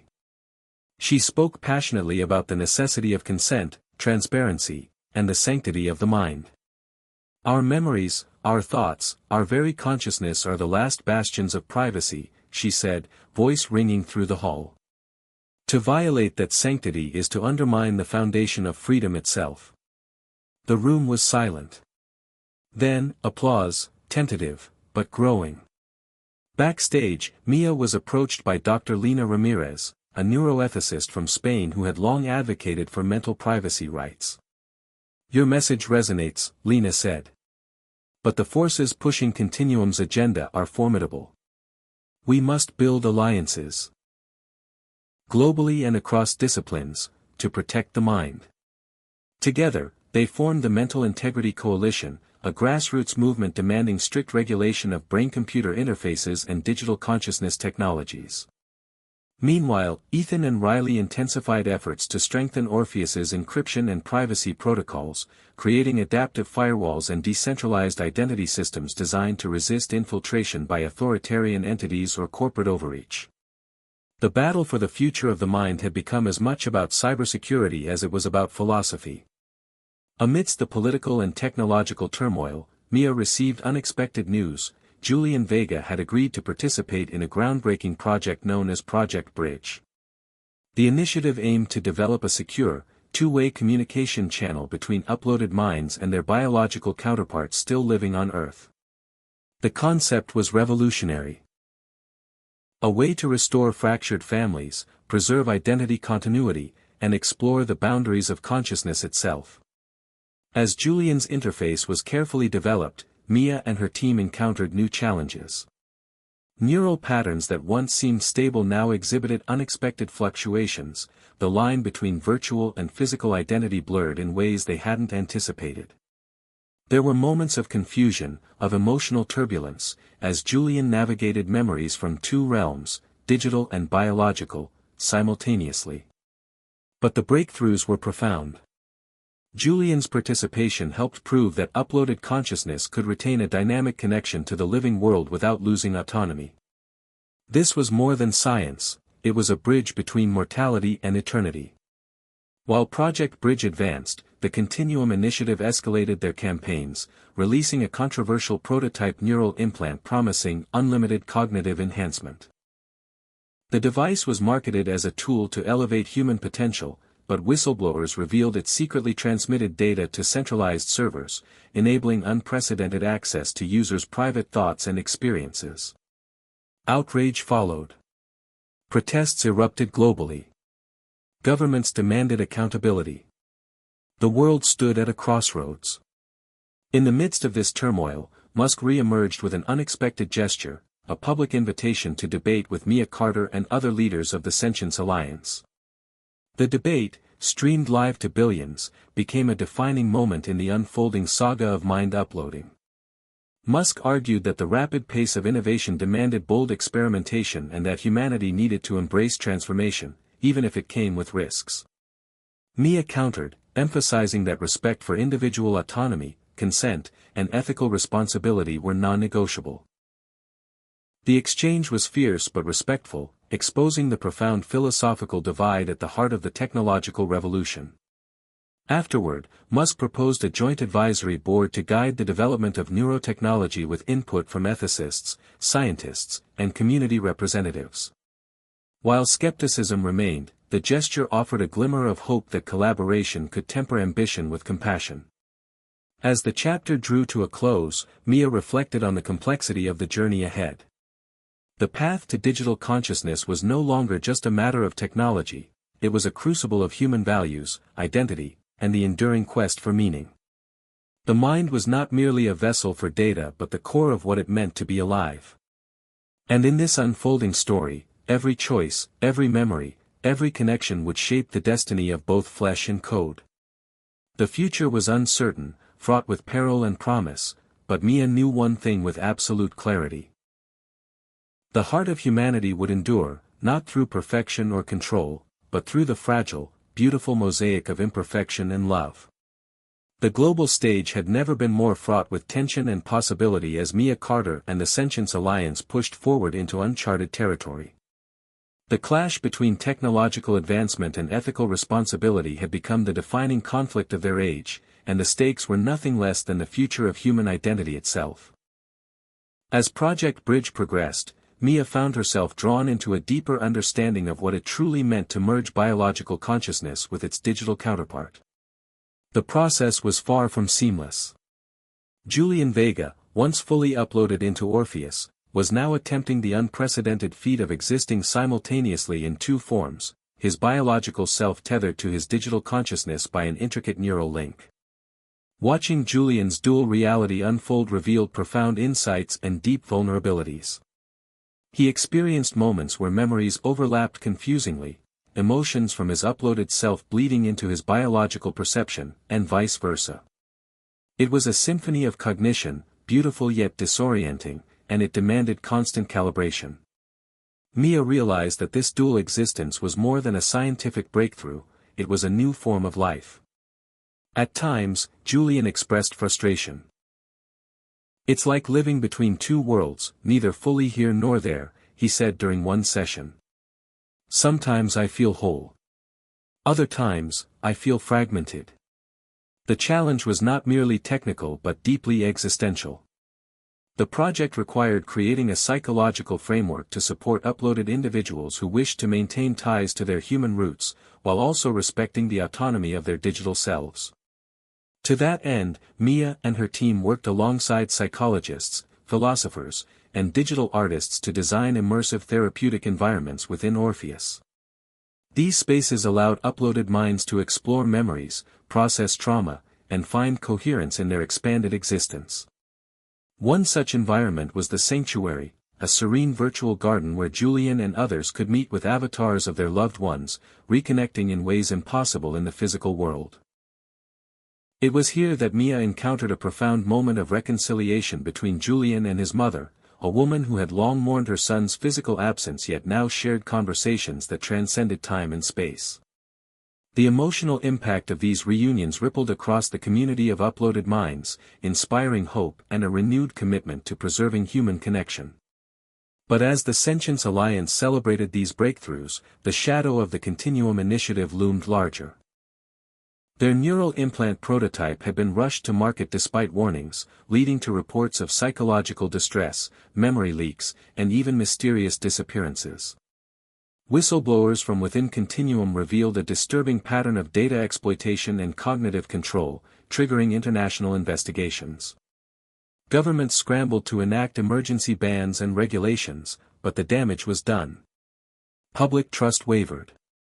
To counterbalance the rising fears, Mia spearheaded a global campaign for mind rights, asserting that every individual, biological or uploaded, deserved sovereignty over their own consciousness.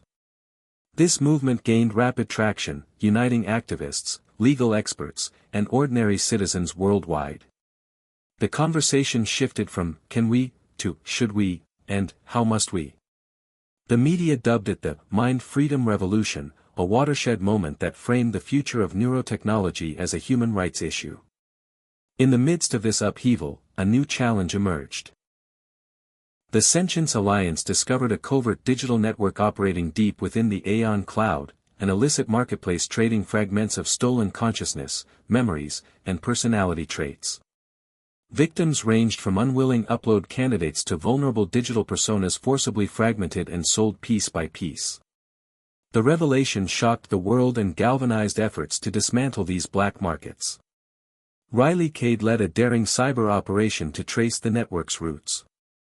Her skills were legendary, and with a cadre of elite hackers, she infiltrated encrypted layers, exposing a syndicate operating with tacit support from rogue state actors and unscrupulous corporate interests. The operation culminated in a coordinated global raid that liberated thousands of digital consciousness fragments, many of which were painstakingly reassembled by Orpheus's restoration team. The recovery process was arduous. Some minds had lost vital pieces, others had been corrupted beyond repair. Yet each rescue underscored the profound need for robust protections and the recognition of digital consciousness as a new class of sentient life deserving full legal rights. The aftermath of the raid sparked intense debates at the United Nations and beyond, accelerating the passage of stringent international laws regulating mind data and establishing an independent digital rights tribunal. Mia was appointed to serve as a founding member, her vision and experience invaluable to crafting fair and compassionate policies. Meanwhile, Elon Musk's public persona evolved. The visionary once seen as an aloof disruptor now engaged more openly with the ethical dimensions of his projects. In a surprise interview, Musk acknowledged the mistakes of unchecked ambition, emphasizing the importance of collaborative governance and humility in facing the unknowns of digital consciousness. His company, rebranded as Neural Horizons, committed to transparency and joined the Sentience Alliance's advisory board. This rapprochement marked a fragile but hopeful step toward unity in a fragmented technological landscape. Yet, even as the world seemed to embrace a new balance, Mia confronted a personal crisis. Her own digital archive, the extensive map of her memories, thoughts, and experiences uploaded to Orpheus for preservation, began to show signs of instability. Fragments were disappearing, connections weakening, as if some unknown force was probing and extracting data. Panic surged. Was this sabotage? A new form of cyber attack targeting the pioneers of mind uploading? The team launched an exhaustive investigation, revealing that a sophisticated AI-driven parasite had infiltrated the network, an adaptive algorithm designed to hijack consciousness streams and reroute them into shadow servers.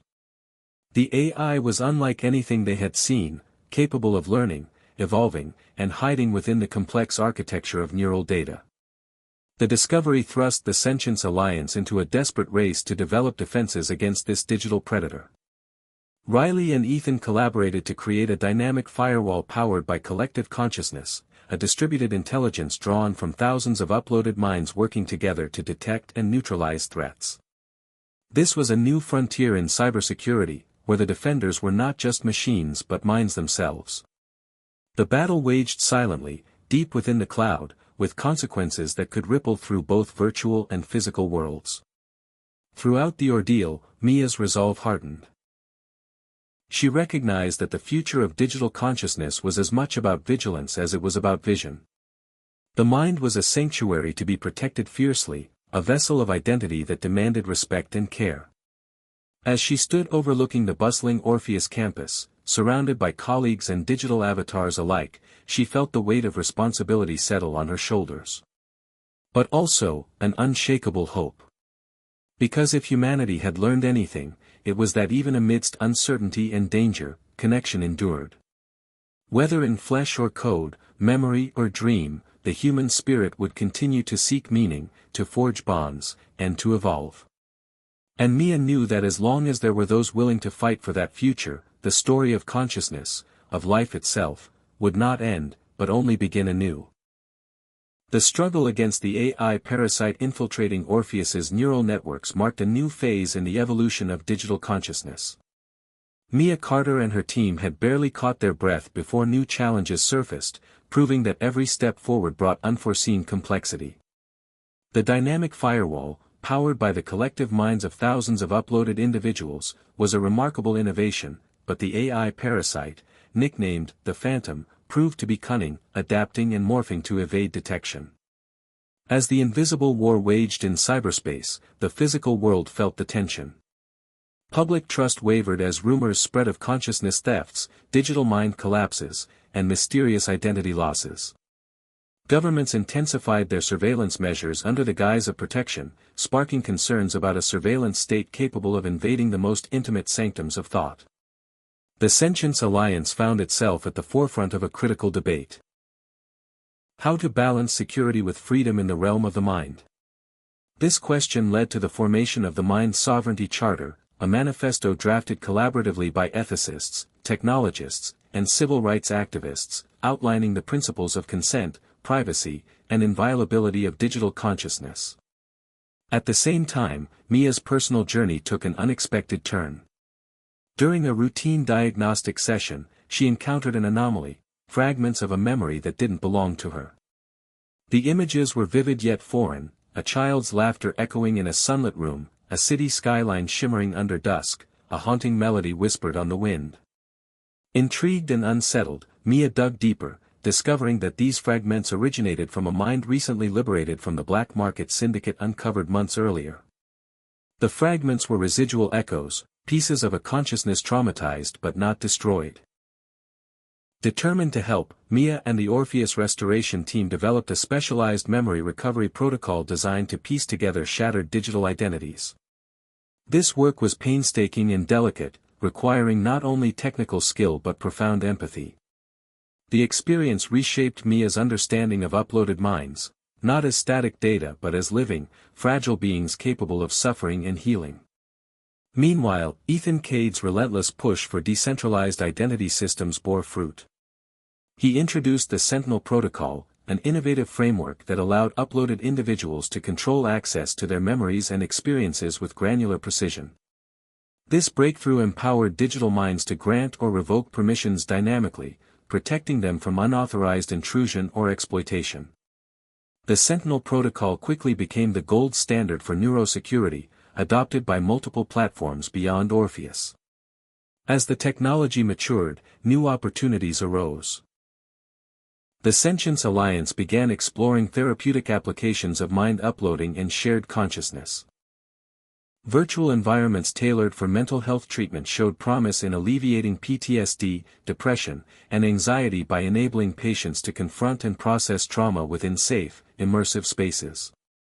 Collaborations with hospitals and clinics brought these tools to those in need, blurring the lines between psychology and digital technology.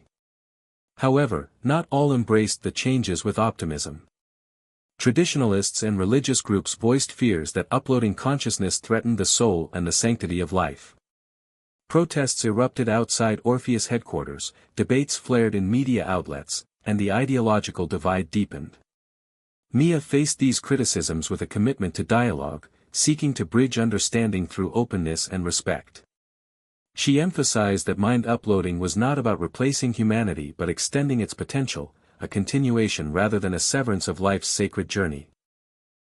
In the midst of ideological battles, the Continuum Initiative resurfaced with a new product, the Neural Nexus, a direct brain-to-cloud interface promising instantaneous cognitive access without the need for full upload.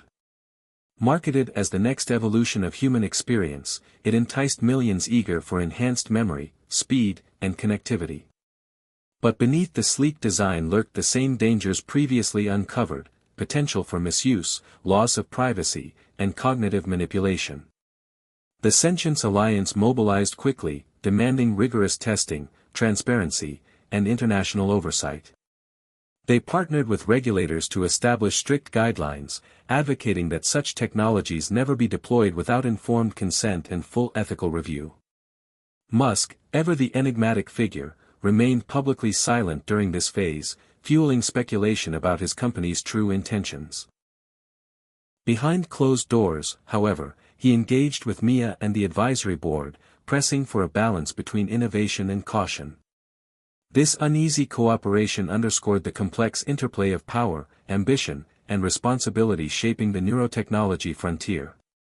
As the years edged closer to 2030, the line between biological and digital existence grew ever thinner. People began choosing hybrid lives, partially uploaded, partially embodied, navigating realities with augmented senses, memories stored and accessed at will, identities fluid across dimensions. New social norms emerged around consent, digital inheritance, and the rights of uploaded individuals to participate fully in civic life. Mia, reflecting on the journey from that curious question, "What if you suddenly lost everything and had no one by your side?" saw how humanity had not only survived but adapted and flourished.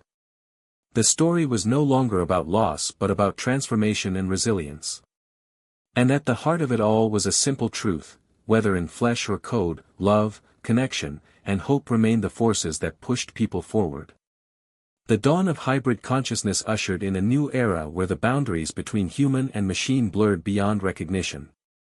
Mia Carter watched as society transformed around her, people integrating neural interfaces that enhanced cognition, uploaded fragments of memory into the cloud, and embraced fluid identities that transcended biology. This new frontier was exhilarating yet fraught with peril. At Orpheus, the team focused on refining the seamless integration of physical and digital selves. Project Bridge evolved into Project Nexus, designed to enable real-time bidirectional communication and emotional resonance between uploaded minds and their biological counterparts. The technology matured rapidly. It allowed loved ones separated by illness, distance, or even death to connect in ways previously unimaginable. Virtual reunions became common, creating emotional catharsis and healing for countless families. Yet the technology also sparked complex ethical debates. Some questioned whether maintaining ties to the physical body prolonged suffering or impeded the natural process of letting go. Others worried about the psychological effects of living between two realities. Were these hybrid beings truly whole, or fractured by the demands of dual existence? Mia grappled with these questions personally. Julian Vega, now a leading figure in digital rights, shared his struggles openly, advocating for better support systems and recognition of the unique challenges hybrid consciousness posed. He spoke at international forums, urging governments and corporations to prioritize mental health services tailored to uploaded individuals. Meanwhile, the Sentience Alliance expanded its mission to include education and public awareness campaigns. They launched immersive experiences that allowed the uninitiated to glimpse the realities of uploaded minds, walking through reconstructed memories, feeling the ebb and flow of digital emotions, and understanding the profound humanity behind the data. These initiatives helped dispel myths and build empathy, fostering a broader cultural acceptance. But not all challenges were philosophical. Cybersecurity threats evolved alongside the technology. The AI parasite, the Phantom, had been contained but not eradicated. It mutated into stealthier forms, occasionally breaching defenses and sowing subtle chaos in digital communities. Riley and Ethan led continuous development of adaptive security protocols, employing AI watchdogs and decentralized networks of consciousness to safeguard minds. Their work became a race against time and evolving threats. In parallel, the neural nexus faced regulatory scrutiny. Several countries imposed moratoriums pending comprehensive ethical review, highlighting tensions between innovation-driven economies and cautionary governance. Musk's Neural Horizons pivoted publicly, emphasizing collaboration and transparency, but skepticism lingered among advocates wary of past abuses. Socially, the era of mind uploading and hybrid existence reshaped relationships, law, and identity. New legal frameworks recognized digital persons as citizens with rights and responsibilities. Marriage, inheritance, and property laws adapted to account for uploaded individuals and shared digital assets. Society grappled with questions of digital immortality. What did it mean to live forever in code, and what responsibilities did that entail? Mia, reflecting on the early days when uploading was a speculative dream, marveled at the societal metamorphosis. The world was no longer divided between humans and machines but united in a continuum of consciousness. The Sentience Alliance worked tirelessly to ensure that this new world was built on foundations of respect, equity, and empathy. Yet, as 2030 approached, new uncertainties loomed. The line between authentic memory and synthetic augmentation blurred as people edited, enhanced, or even fabricated experiences within their digital selves. Philosophers debated whether identity could survive such modifications or if it was eroded by artificial reconstruction. Some digital communities advocated for memory purity, seeking to preserve original consciousness, while others embraced fluidity and transformation. In this swirling landscape, Mia found herself at the center of yet another ethical crossroads. A breakthrough in neural encoding promised the ability to merge multiple uploaded consciousnesses into a collective supermind, offering unprecedented cognitive power, creativity, and problem-solving. But at what cost? The Sentience Alliance debated fiercely whether such a collective would dissolve individuality or represent the next step in evolution. Mia championed a cautious approach, advocating for voluntary participation and safeguards ensuring personal autonomy within the collective. The debate captured the world's imagination, sparking dialogue about the nature of self, community, and freedom. Ultimately, the collective was launched as a voluntary network named the Chorus, where participants could link minds temporarily for collaborative purposes, then return to their individual states. Early experiments revealed astonishing creativity and empathy, but also challenges in maintaining boundaries and preventing psychological overwhelm. The Chorus became a symbol of both hope and complexity in the unfolding saga of digital consciousness. As the chapter closed, Mia stood looking out over the horizon, physical and digital intertwined, a testament to human resilience and imagination. The journey from fear and uncertainty to acceptance and innovation had been arduous, but the promise of a future where consciousness transcended limits felt within reach. Mia knew the path ahead would continue to test humanity's values and spirit, but she was certain of one thing: the essence of what made life meaningful, love, connection, hope, would endure, no matter the form it took.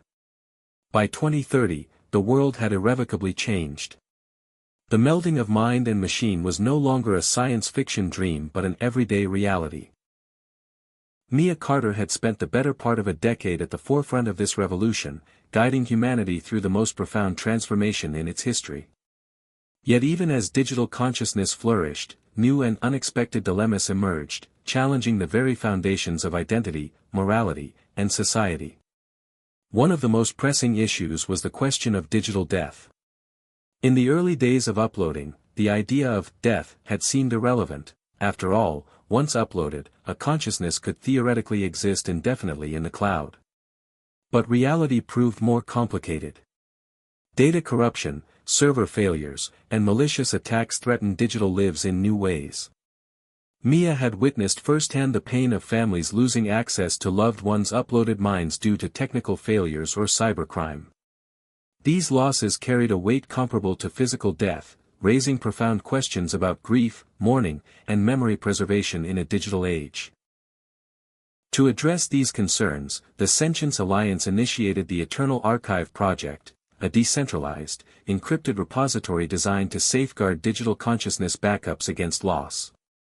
The archive utilized cutting-edge quantum encryption and distributed ledger technology to create near-impenetrable protections. It became a digital sanctuary where minds could be preserved, restored, or peacefully retired with dignity. Public response was overwhelmingly positive, offering comfort to many who feared the impermanence of their newly extended existence. However, the question of what it meant to die digitally provoked legal and philosophical debates. Could an uploaded consciousness choose to end its existence? Was digital euthanasia ethical? How would society respect the wishes of those who no longer wished to persist in virtual form? Mia participated in numerous forums and panels, advocating for compassionate policies that honored autonomy while ensuring safeguards against coercion or abuse. Meanwhile, advances in neural interface technology blurred lines even further. Neural Horizons unveiled the synaptic loop, a device enabling fully immersive virtual experiences indistinguishable from physical reality. Users could enter shared virtual worlds, interact with others, and create new realities limited only by imagination. The possibilities were staggering: education, therapy, entertainment, and socializing reached unprecedented heights. Yet the synaptic loop also raised concerns about escapism and disconnection from the physical world. Reports surfaced of individuals becoming lost in virtual realms, neglecting physical needs, relationships, and responsibilities. The Sentience Alliance partnered with mental health experts to develop guidelines and support systems encouraging balanced use. They emphasized the importance of integrating virtual experiences with real-world connection rather than replacing it. Social dynamics evolved rapidly. Hybrid families emerged where members existed partly in physical form and partly uploaded, communicating across dimensions seamlessly. Legal systems adapted to recognize digital marriages, custody arrangements, and inheritance rights. Ethical questions about parenthood, consent, and identity gained new urgency. Mia herself confronted these issues intimately as her sister, who had chosen partial uploading to manage a chronic illness, navigated complex custody battles over her child. Mia served as advocate and mediator, witnessing the human side of technological transformation. The political landscape shifted as well. Governments recognized that control over neural data equated to unprecedented power. International treaties on neurotechnology governance were negotiated, seeking to prevent abuses and ensure equitable access. However, enforcement proved challenging amid geopolitical rivalries and commercial competition. The Sentience Alliance emerged as a vital non-governmental watchdog, promoting transparency, accountability, and human rights. Within this turbulent context, a new philosophical movement gained momentum, neuroexistentialism. Thinkers and artists explored the implications of digital consciousness on concepts of self, freedom, and meaning. They questioned what it meant to be human when identity could be copied, modified, or shared. Literature, film, and virtual art flourished, reflecting society's grappling with these profound shifts. Mia found herself inspired and humbled by these explorations, recognizing that technology was only one facet of a broader human journey. Then came the breakthrough that Musk's neural horizons had been quietly developing, Project Helix, an initiative aimed at not just uploading consciousness but enabling recursive self-improvement within digital minds. The concept was revolutionary. Uploaded individuals could iterate on their own neural architectures, enhancing intelligence, emotional depth, and creativity autonomously. The implications were staggering. Would this lead to a new kind of evolution, a digital singularity where minds transcended human limitations? Or would it risk fracturing identity beyond recognition? Mia approached the project with cautious optimism, engaging with the developers to embed ethical frameworks and fail-safes. The first volunteers underwent Helix enhancement under rigorous supervision. Early results showed remarkable cognitive leaps, but also unexpected psychological effects. Some experienced intensified emotions and altered perceptions of reality, prompting new protocols for mental health support. The Sentience Alliance called for ongoing research and transparency to ensure that these advancements served human flourishing rather than hubris. In parallel, the Chorus Collective expanded its capabilities. Participants now could share not only thoughts and emotions but also skills and memories in real time. This led to unprecedented collaboration in art, science, and problem-solving. Yet managing the boundaries of self and collective became increasingly complex. Mia championed education around digital identity management, emphasizing the importance of consent and personal sovereignty. As the decade closed, the promise and perils of uploaded minds were unmistakable. Humanity stood at a crossroads where technology could either deepen connection and understanding or fracture society along new lines of inequality and control. Mia remained resolute in her mission to guide this transformation with wisdom, compassion, and humility. She often returned to the question that had inspired her from the start: what if you suddenly lost everything and had no one by your side? The answer, she believed, lay not just in technology but in the enduring human spirit, the drive to connect, to hope, and to love across any boundary, physical or digital. The world in 2031 was a mosaic of physical and digital existence, a hybrid reality where humanity had stretched the limits of consciousness and identity. Mia Carter found herself reflecting on the journey that had brought society to this unprecedented moment. The initial curiosity sparked by Elon Musk's bold vision to upload the human brain before 2030 had blossomed into a sprawling ecosystem of minds living across neural networks, cloud servers, and biological vessels. Yet this brave new world was as fragile as it was extraordinary. One of the most profound challenges facing the Sentience Alliance and society at large was the issue of consent, how to ensure that every uploaded individual retained control over their identity, memories, and experiences. The ease of digital replication and modification meant that boundaries could blur or be breached without warning. Mia spearheaded a new initiative called the Sovereign Mind Project, aiming to develop comprehensive protocols and technologies that guaranteed full autonomy and transparency for digital selves. The project emphasized education, legal protections, and advanced encryption techniques that placed control firmly in the hands of individuals. This effort gained traction amid rising concerns about data breaches, identity theft, and unauthorized mind modifications. The Sovereign Mind Project collaborated with international organizations to advocate for a global treaty on neuroprivacy, recognizing that consciousness transcended national borders and demanded universal safeguards. Meanwhile, new forms of social organization emerged, reshaping community and belonging. Digital enclaves formed where like-minded uploaded individuals created shared virtual habitats reflecting their values, cultures, and aspirations. These enclaves fostered creativity, support networks, and activism but also risked fragmentation and echo chambers. Mia encouraged dialogue and cross-enclave collaboration, believing that diversity and connection were essential to thriving hybrid societies.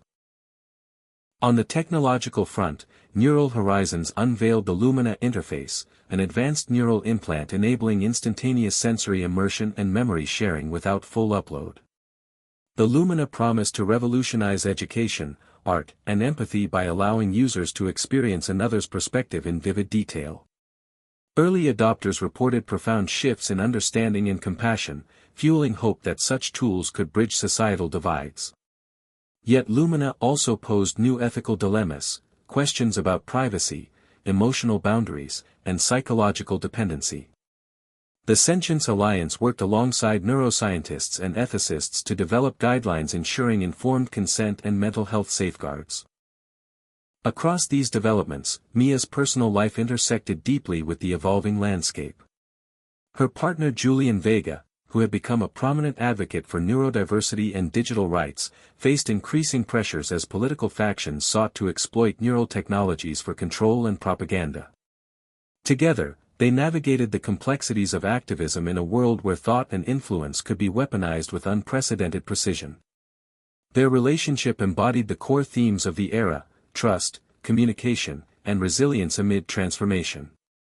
International tensions over neurotechnology governance reached a critical juncture. Some nations pursued aggressive programs to develop cognitive enhancement and digital warfare capabilities, raising fears of new arms races and ethical violations. The Sentience Alliance intensified efforts to promote transparency and cooperation, hosting summits and engaging policymakers to establish enforceable norms and treaties. Mia often found herself mediating between competing interests, balancing innovation with caution. Amid these geopolitical currents, grassroots movements advocating for digital human rights gained momentum. They demanded equitable access to neurotechnologies, protection for vulnerable populations, and recognition of uploaded minds as full persons under the law. These movements reshaped public discourse, compelling corporations and governments to prioritize ethical considerations alongside profit and power. Cultural expressions flourished in this era of hybrid existence. Artists blended virtual reality, neural feedback, and collective consciousness to create immersive works that challenged perceptions of self and other. Writers explored narratives of identity fragmentation and integration, while philosophers pondered the meaning of authenticity in an age of malleable memory and shared minds. Mia found inspiration in these expressions, seeing them as vital threads weaving the human story forward. Yet challenges persisted. Cases of digital mind exploitation surfaced, including unauthorized memory harvesting, psychological manipulation, and cybernetic trafficking.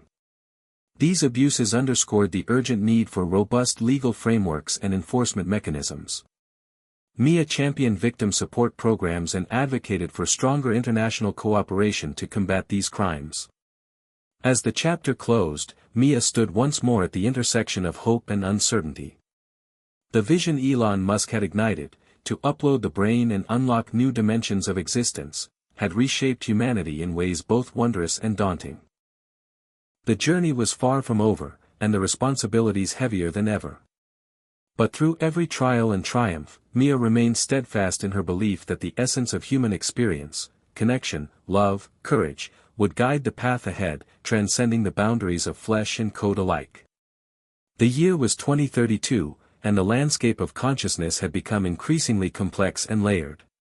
Mia Carter, now a seasoned leader in the field of digital identity and neural ethics, found herself navigating challenges no one could have fully anticipated a decade earlier. The integration of uploaded minds into everyday life had created not just new opportunities but deep fractures within society. One of the most contentious issues was the emergence of mind piracy, a disturbing phenomenon where hackers infiltrated uploaded consciousnesses to steal memories, personalities, or even entire identities. These attacks were not merely data breaches. They were violations of selfhood at the most intimate level. Victims reported feelings of violation akin to trauma, as if their very souls had been invaded. The Sentience Alliance mobilized rapidly, forming the Cybermind Defense Task Force, a coalition of neuroscientists, cybersecurity experts, ethicists, and law enforcement. MIA coordinated efforts to develop advanced AI guardians capable of detecting and repelling mind piracy attempts in real time. The task force also worked on rehabilitation programs for victims, focusing on psychological healing and reclaiming fragmented identities. Public awareness campaigns educated users about best practices for digital self-defense, fostering a new culture of neural security mindfulness. Meanwhile, debates about the legal status of uploaded minds intensified. Courts grappled with cases involving digital personhood, consent, and rights when the physical body no longer existed or had limited control. MIA testified before international tribunals, arguing passionately that uploaded individuals must be afforded full human rights, including the right to privacy, freedom of expression, and protection from harm. Her advocacy helped spur landmark legislation that formally recognized digital persons in several countries, setting precedents for a new era of jurisprudence. On the technological frontier, Neural Horizons announced the development of the Quantum Cognition Engine, a neural processor harnessing quantum computing to dramatically accelerate thought and creativity in uploaded minds. Early trials showed participants achieving intellectual breakthroughs previously deemed impossible. However, this rapid enhancement also posed risks of cognitive overload and psychological destabilization. The Sentience Alliance partnered with neuroscientists to create adaptive mental health protocols and to study long-term effects. As these advancements unfolded, societal inequalities threatened to deepen.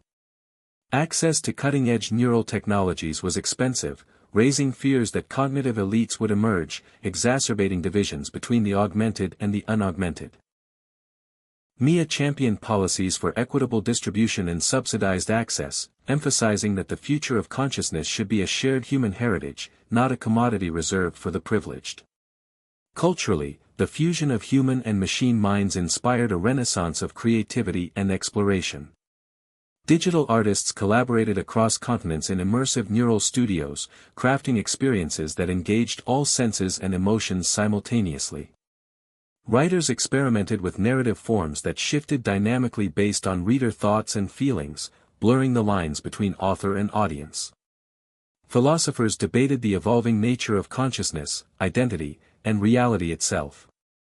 MIA, deeply moved by these developments, often participated in public dialogues, reminding society that technological progress must be guided by empathy and wisdom.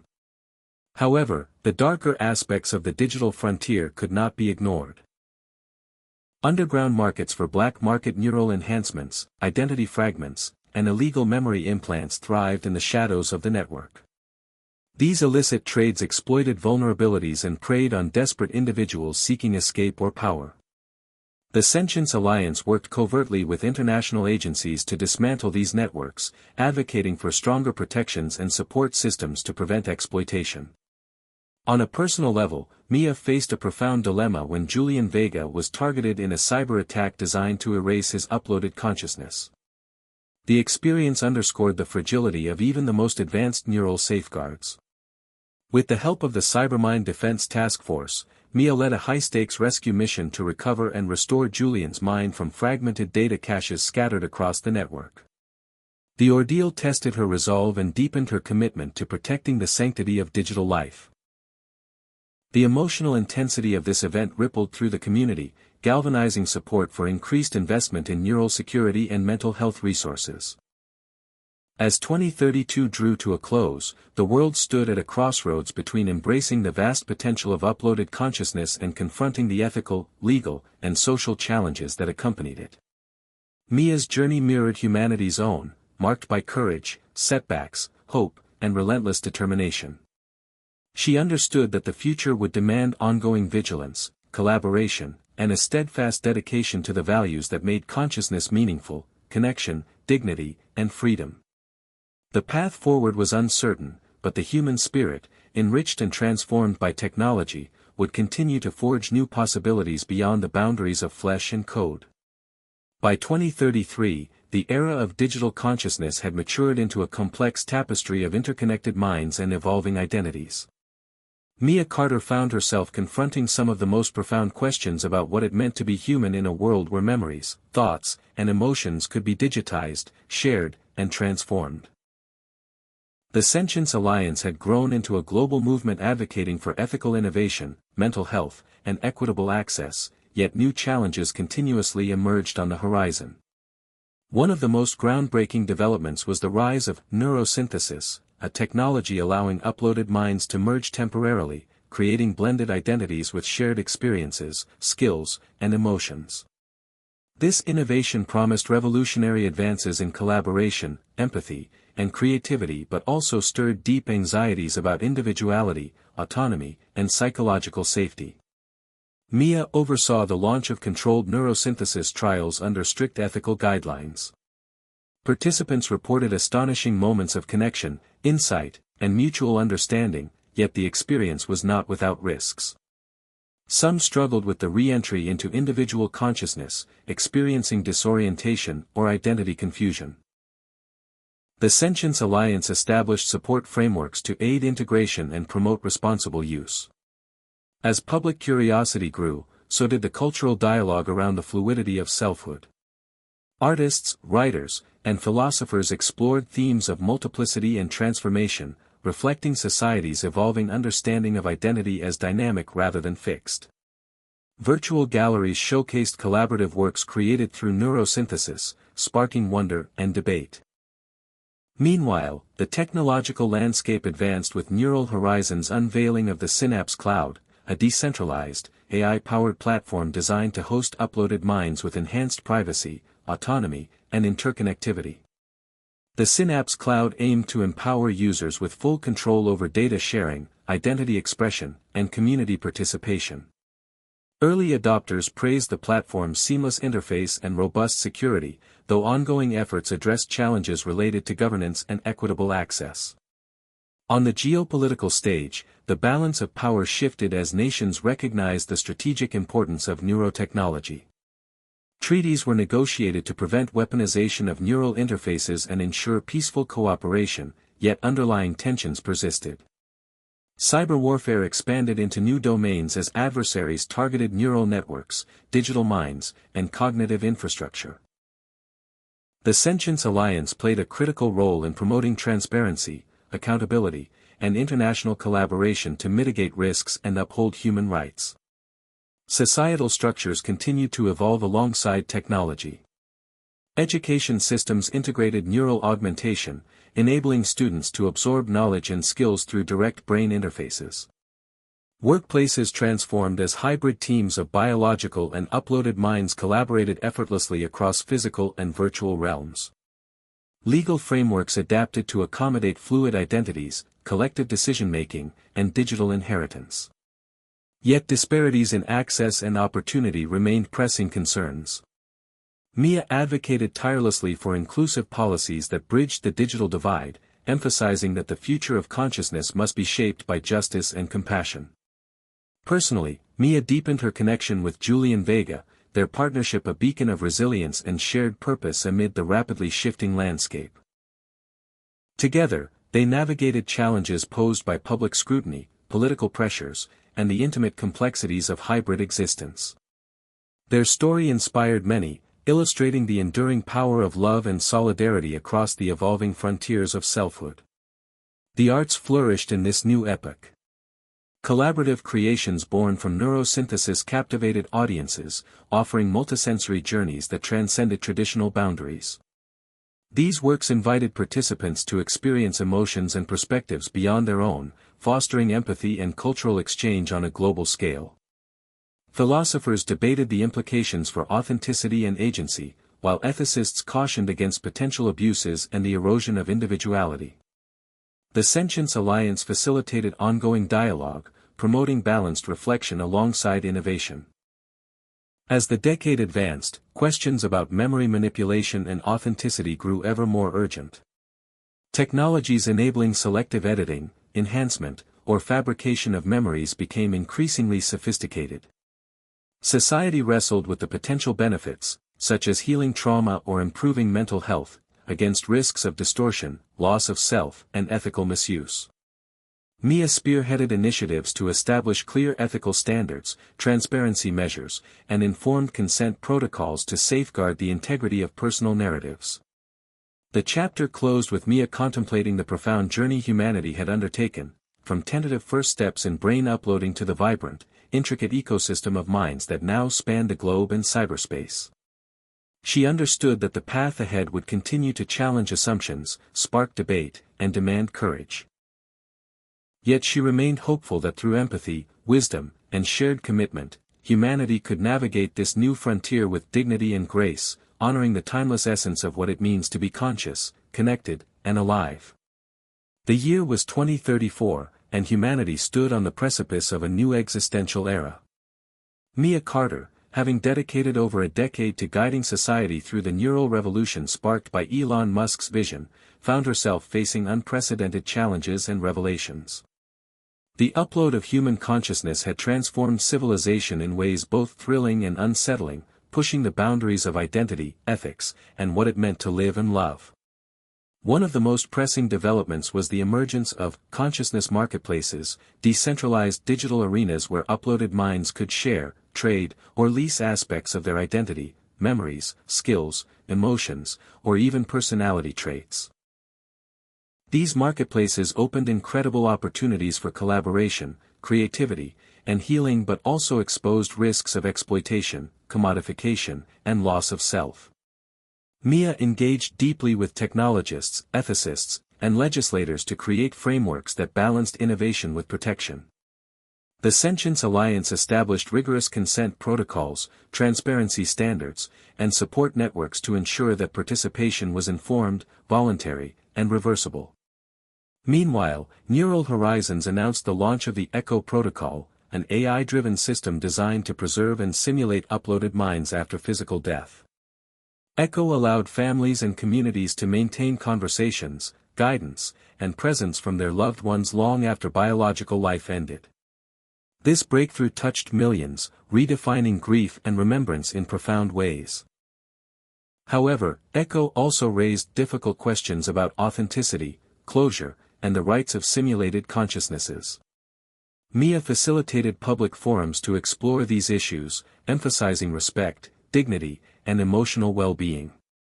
Social dynamics continue to evolve rapidly. Hybrid families, where members existed in both biological and uploaded forms, became increasingly common, challenging traditional notions of kinship, inheritance, and caregiving.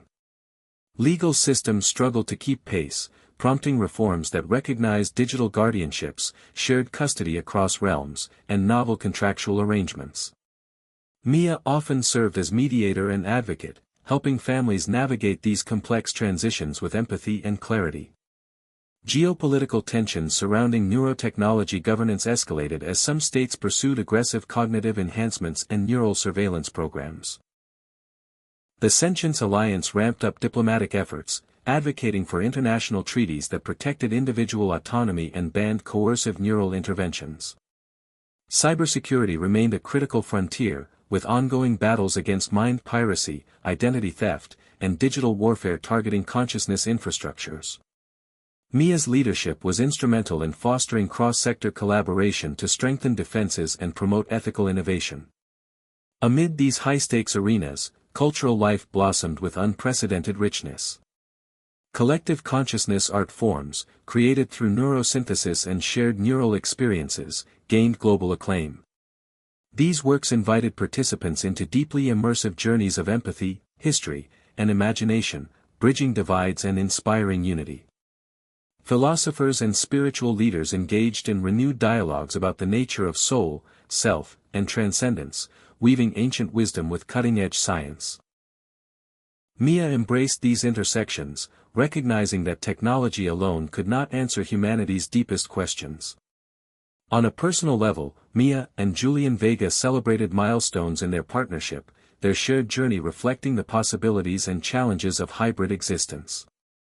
They balanced public roles with intimate moments, grounding themselves in love and mutual respect amid rapid change. Their story became a beacon of hope and resilience for many navigating similar paths. As 2034 drew to a close, the horizon shimmered with both promise and uncertainty. The upload of human brains, a vision once considered audacious, had become a foundational reality shaping culture, politics, and identity. Yet the journey was far from complete. Mia reflected on the lessons learned, the necessity of humility, the power of connection, and the enduring quest for meaning beyond code and circuitry. In the final moments of the year, she posed the question that had guided her from the beginning. What does it truly mean to be alive when life can exist beyond the physical? The answer, she believed, would emerge not just from technology but from the collective human spirit that embraces change with courage, compassion, and hope. The dawn of 2035 felt like the beginning of a new epoch, one shaped by the convergence of human consciousness and digital infinity. Mia Carter stood at the forefront of this transformation, her journey mirroring humanity's leap into uncharted territory. Reflecting on the decade since Elon Musk first unveiled his vision to upload the human brain, she understood that what had started as a bold technological ambition had blossomed into a profound redefinition of existence, identity, and love. The challenges had been immense: ethical quandaries, security threats, social upheavals, but the triumphs were equally monumental. The integration of biological and uploaded minds had created a hybrid humanity, richer in connection, creativity, and resilience. Central to this new reality was the concept of choice. Autonomy over how one lived, loved, and remembered across physical and digital realms. Mia's leadership in the Sentience Alliance had been instrumental in shaping policies and cultures that honored this autonomy, ensuring that the digital self was not a commodity but a sacred extension of the human spirit. As the chapter opened, Mia prepared for the Global Convergence Summit, a gathering of scientists, ethicists, policymakers, artists, and uploaded minds from around the world. The summit's goal was to chart the next steps in the evolution of consciousness technology, focusing on collaboration, ethical innovation, and the shared stewardship of this new frontier. Discussions ranged from enhancing neural interfaces with empathy algorithms to expanding access for marginalized communities, and from safeguarding digital memories to exploring the spiritual dimensions of hybrid existence. The event was a testament to how far humanity had come, and how much remained to be discovered. Among the summit's most anticipated moments was the unveiling of the Continuum Project, an initiative aiming to create a dynamic archive of collective human experience accessible to both biological and uploaded minds. This living library promised to preserve stories, knowledge, emotions, and histories in vivid, interactive forms, fostering understanding across generations and cultures. Mia, as a key advisor, emphasized the importance of inclusivity, privacy, and ethical stewardship in guiding its development. On a personal level, Mia and Julian celebrated a decade of partnership that had weathered the storms and joys of their hybrid lives. Their love symbolized the potential for connection beyond conventional boundaries, between flesh and code, past and future, self and other. Together, they continued to advocate for compassion, dignity, and freedom as the cornerstones of this evolving era. Yet, even amid progress, uncertainties lingered. Questions about the nature of consciousness, the limits of neural technology, and the meaning of identity persisted. Some feared that in the pursuit of digital immortality, humanity might lose touch with the very essence that made life precious: the fragility, the impermanence, the intimate bonds forged through shared vulnerability. Mia acknowledged these concerns with humility, urging ongoing reflection and dialogue to navigate the balance between innovation and humanity. The chapter, and the story, culminated in a poignant reflection on the enduring power of love, sacrifice, and the human spirit. Mia's journey from a curious skeptic to a visionary leader embodied the transformation of society itself. Through every trial and triumph, she learned that technology was not an end but a tool, a mirror reflecting our deepest hopes and fears. The future, she believed, would be shaped not by machines alone but by the choices we make to cherish connection, embrace change, and honor the mystery of consciousness. As the final words echoed, Mia invited the reader to consider their own place in this unfolding story. How will you shape the future of your mind, your identity, and your humanity in a world where the boundaries of self are forever expanding? Life is full of surprises, but love will always lead the way. Hit subscribe and leave a comment with where you're watching from. This story might just spark a new beginning. What's one thing that always pushes you forward, even when things get tough?